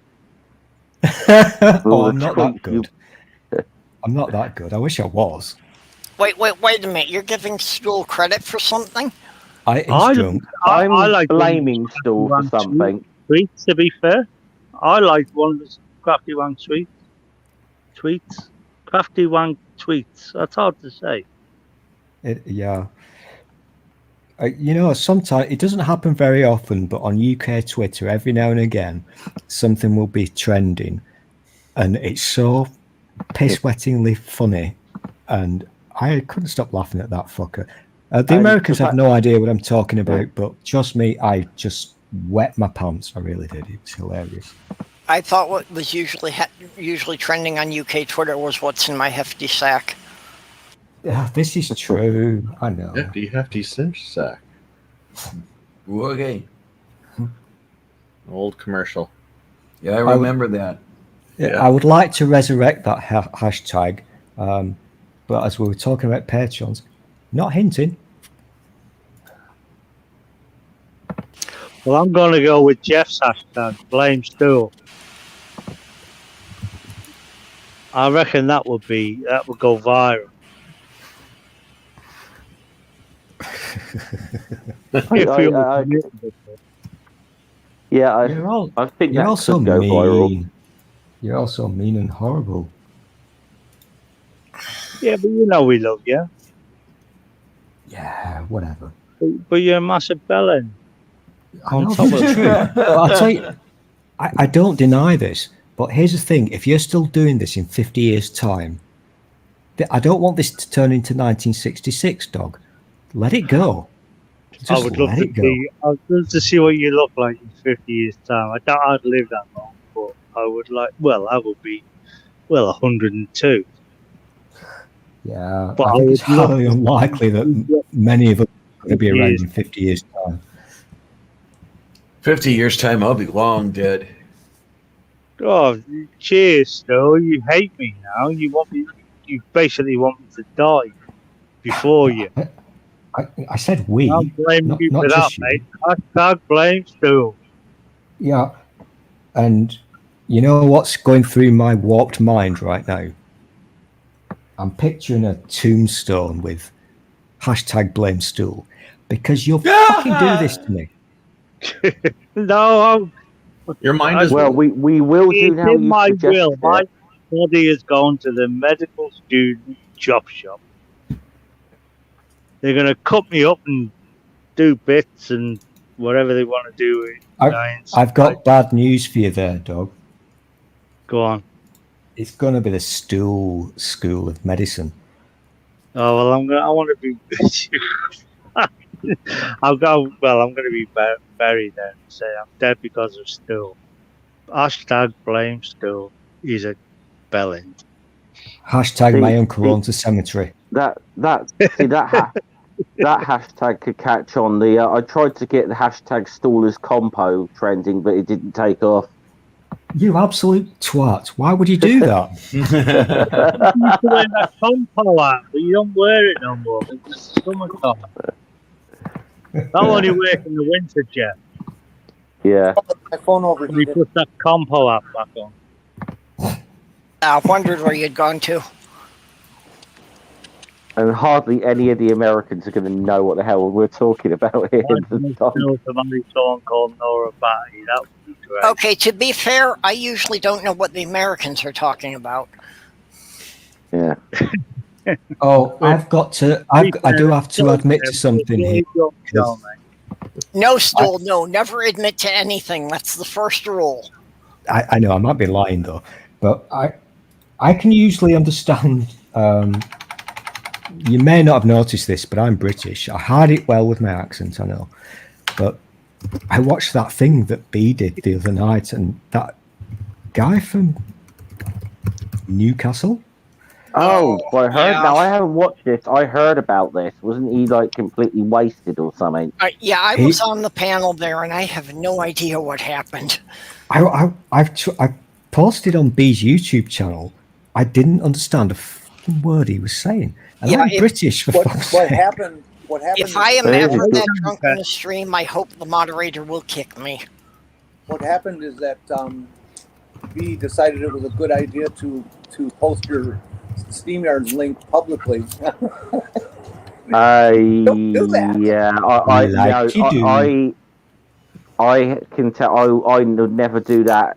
I would never do that. Yeah. I made the mistake of doing that once in the chat and got porn bombs for it as a result. So Well, StreamYard's at least the person can't really come in if you don't, click them in. But yeah. just a lesson learned about, should we say, adding people you don't know. Yeah, well, that's the thing that, I don't let anybody into the stream unless, if I don't know him, at least somebody who's been in my stream several times can vouch for them. By default, unless they've changed the rules in StreamYard, there is by default it's set to you have to let them in, but there is an option that they can auto join. You would have to be an idiot to use that option, just saying. But that I don't know if he's a well-known character. I hear he's a bit of a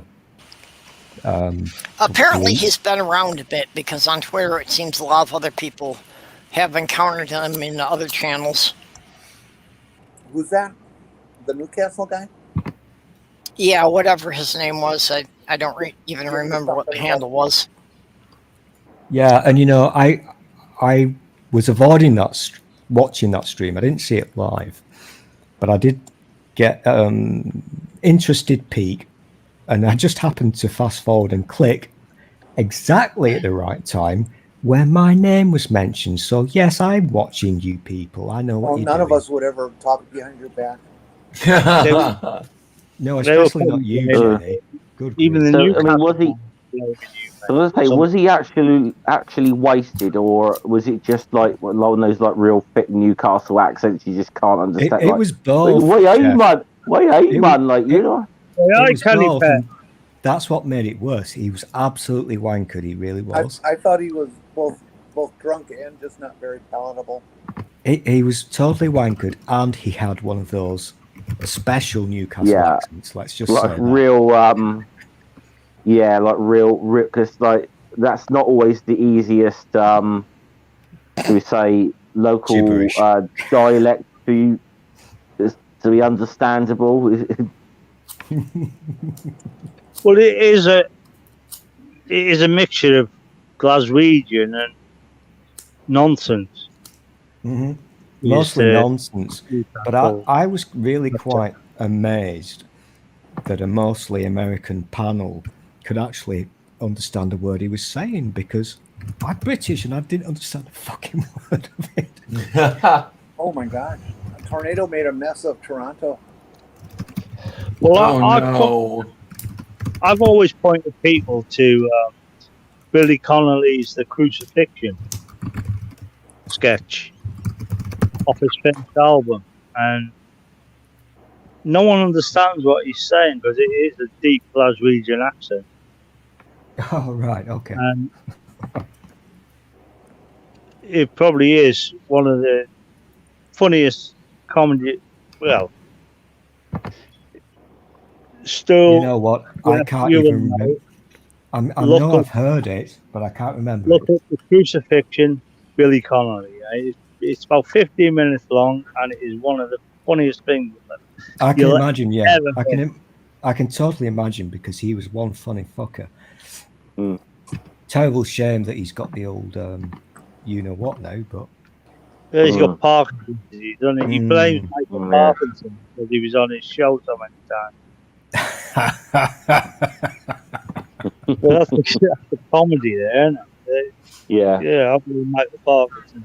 So you say that That's now. what I'm trying to remember who.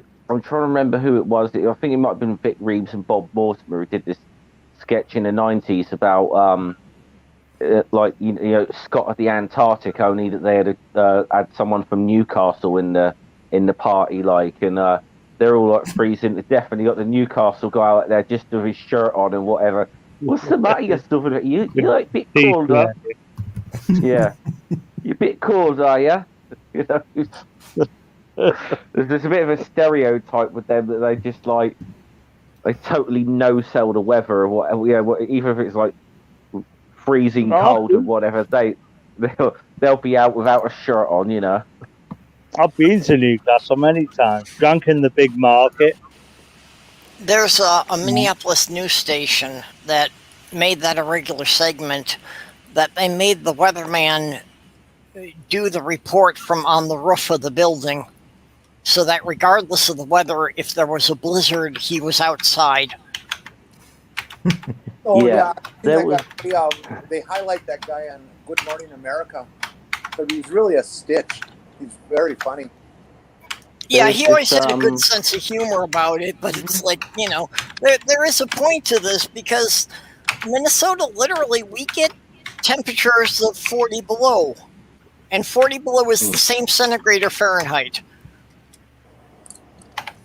I'm trying to remember, I think it's called This Morning. It's a show on British TV, and they used to have and it's I think it's a studio sort of near to like a sort of Docklands area kind of thing. So they used to have this little floating map of Britain out on the water. Please and don't the weather, talk about Fred. that's it. The weatheman used to basically jump from one part of but he used to jump from one part of the little bit of the country to the other. But anyway, one day he was doing this sort of live, just doing the weather report, and some blooming streaker jumped into the water and came out and got on camera. I need to give context here, because it was Liverpool Dock, which is kind of my neck of the woods. And just to cheer you up, not you worry back. Fred the weatherman, whose surname I'm not going to say, I think he's still in prison for doing a bit of, Jimmy Savile kind of things. Yeah. He liked them young.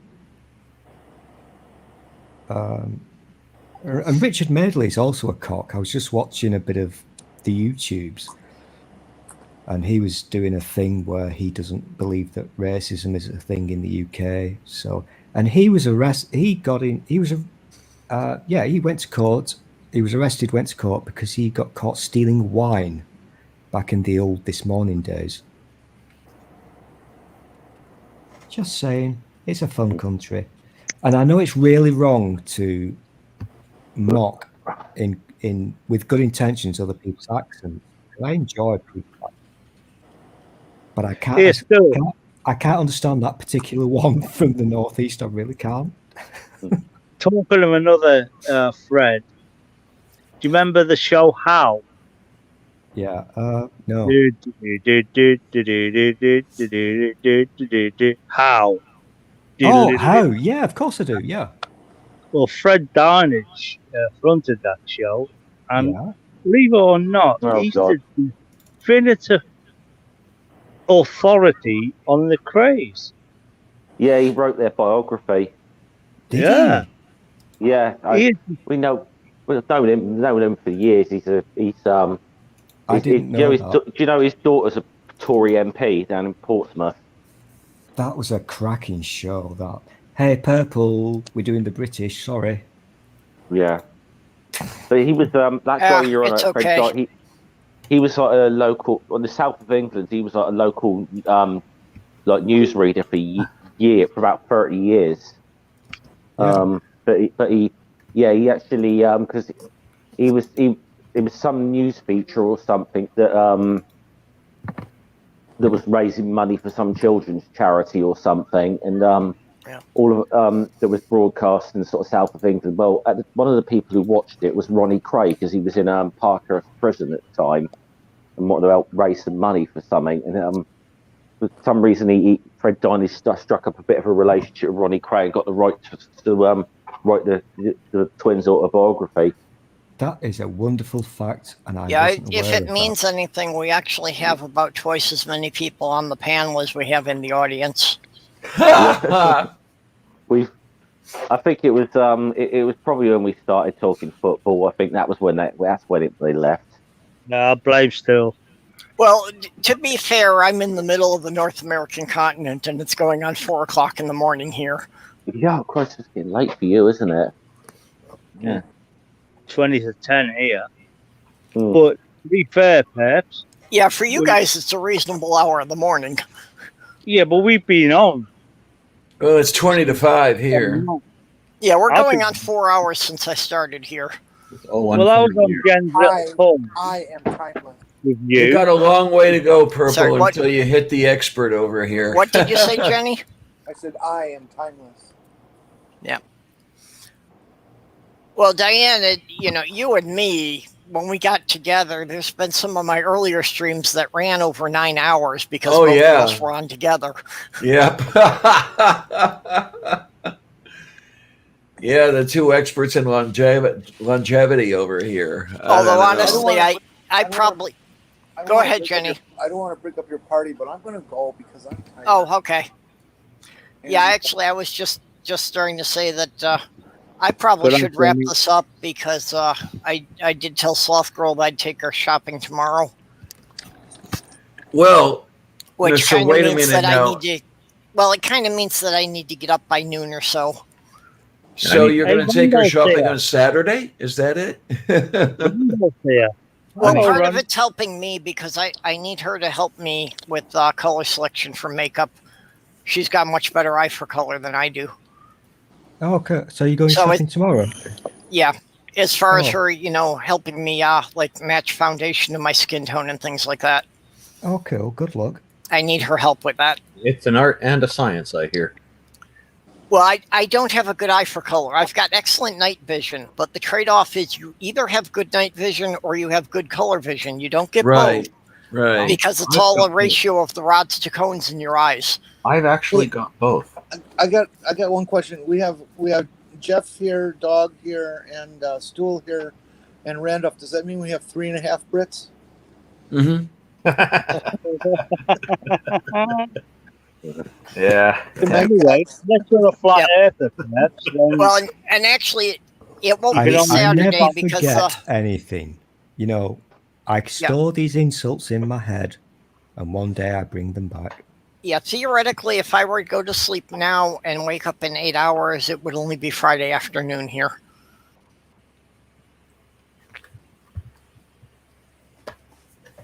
Yeah, and you could call that. You could call that tomorrow by what is it? Purple Standard Time.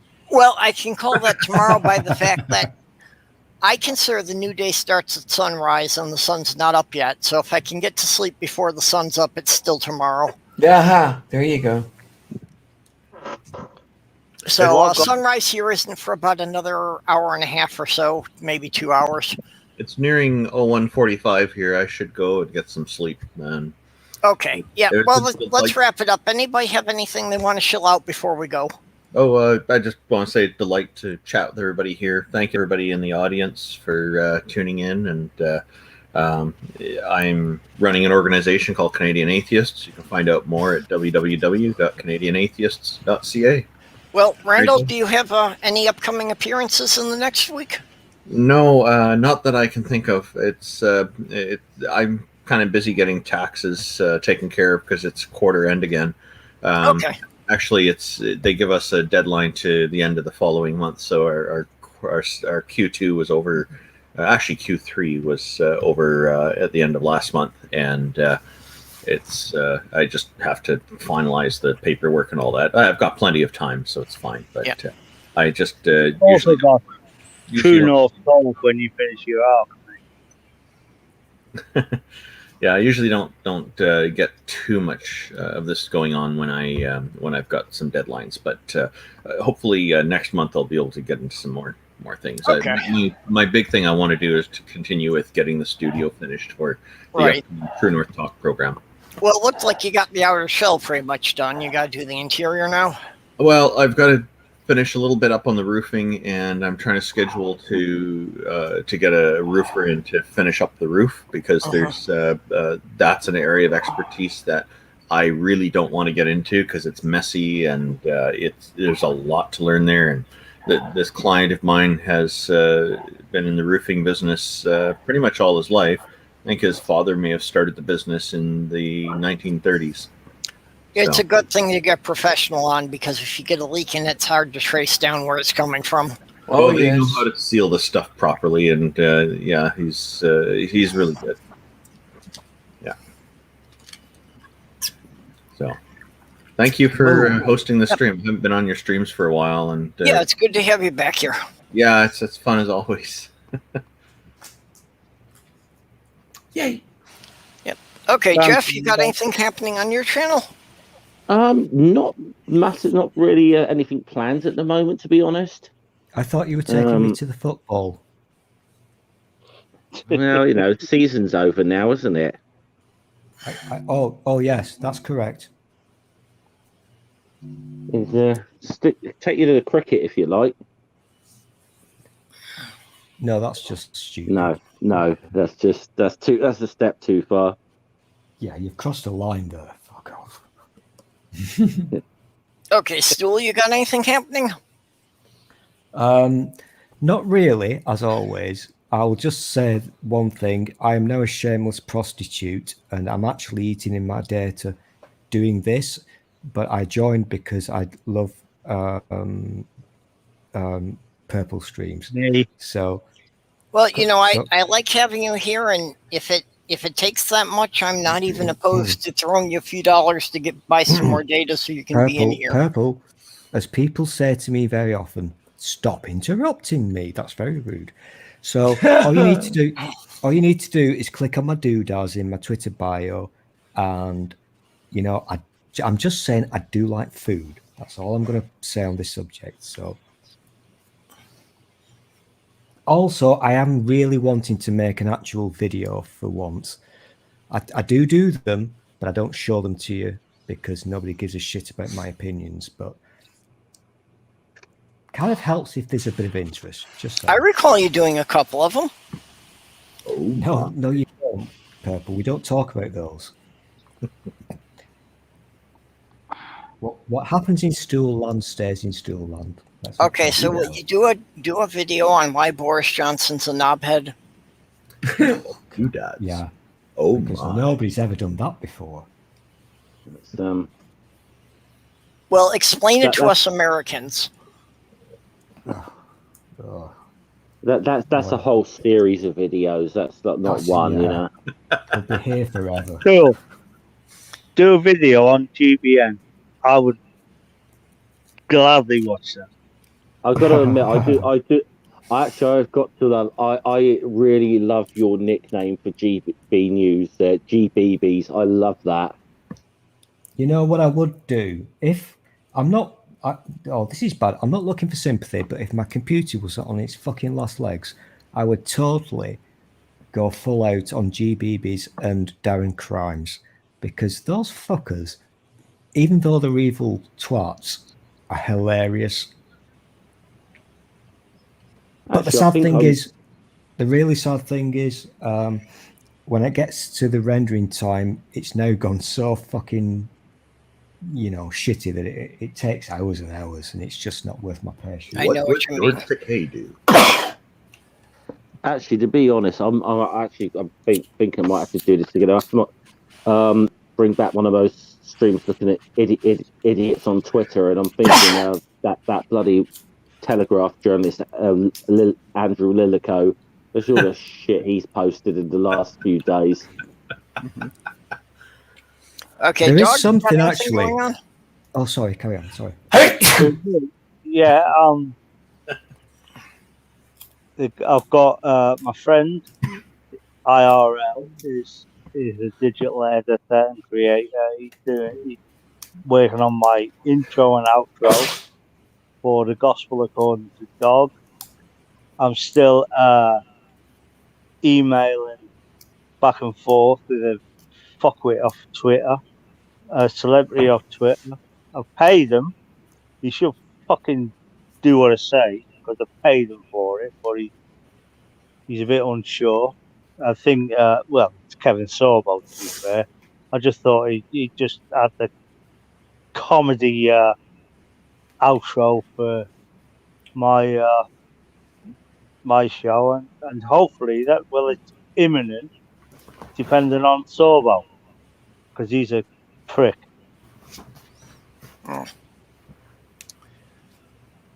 Okay. I know Jeff will appreciate Kevin Sorbo a bit because he's done one of his Twitter rants.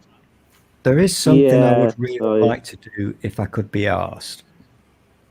And I must stress, I cannot be asked because it would be too much work. But I think I would tenuously call it the stooly senses are tingling, because I think something is a brewing in the old Farage world. And there's a crossover with Farage and Scientology, which I think is very, very interesting. I've been hearing something about this, but I haven't. Still, do a stream, Matt. No. I think we've pretty much established that I'm shit and I break everything. Okay. So, Diana, I know you've Yes, got something coming up for the transgender chef. Yeah, I just uploaded the spaghetti alla carbonara episode. It will be premiering this coming Wednesday at 8 p.m. Eastern. So I took your advice there, Purple, and Never do that. it's always big trouble. It always turns out wrong. Spaghetti carbonara is extremely delicious. You guys have to have a look at it, and you have to give it a try because it's good.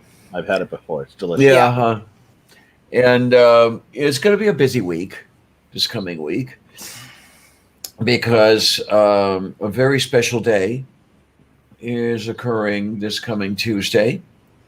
The anniversary of the first manned lunar landing is the 20th of July. Wow. yay!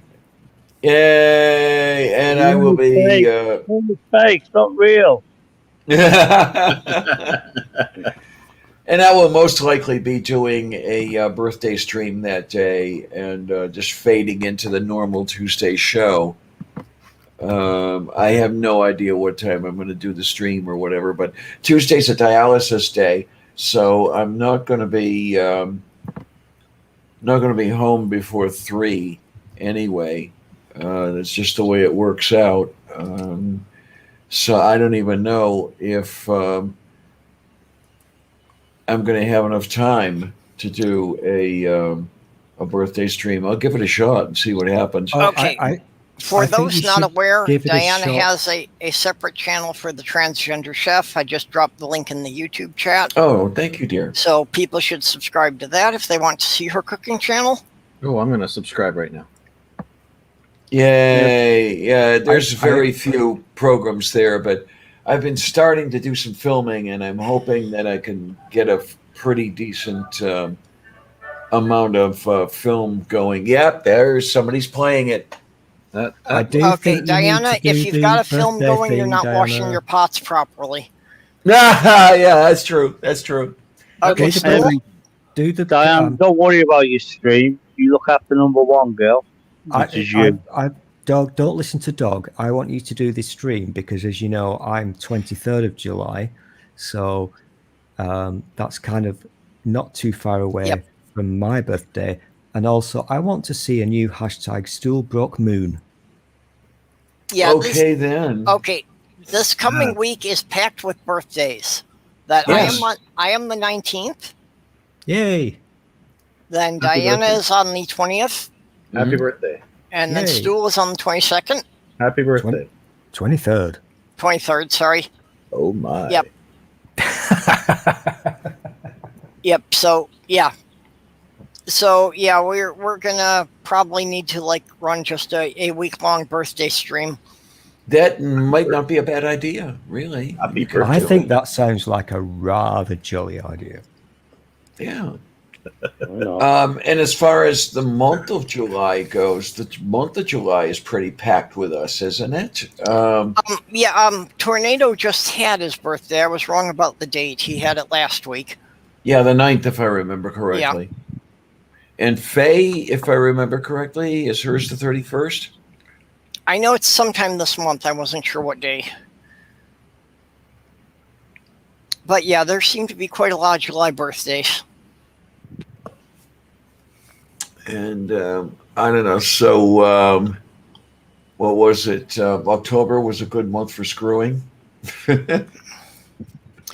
Well, actually, it makes sense because that's when the weather starts getting cold and the crops are harvested. So, people want to cuddle together and there's not much to do outside. Yeah. I think any month should be fine. I wouldn't know. I forget what that stuff is anymore. I wouldn't know how.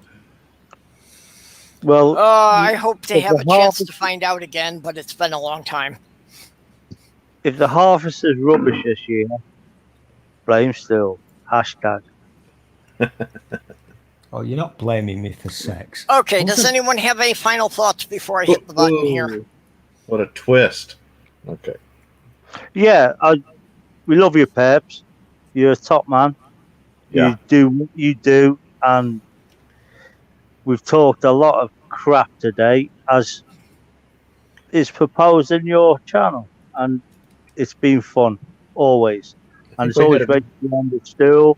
Diana, Randolph, Jeff, it's always a pleasure. We're all of you guys.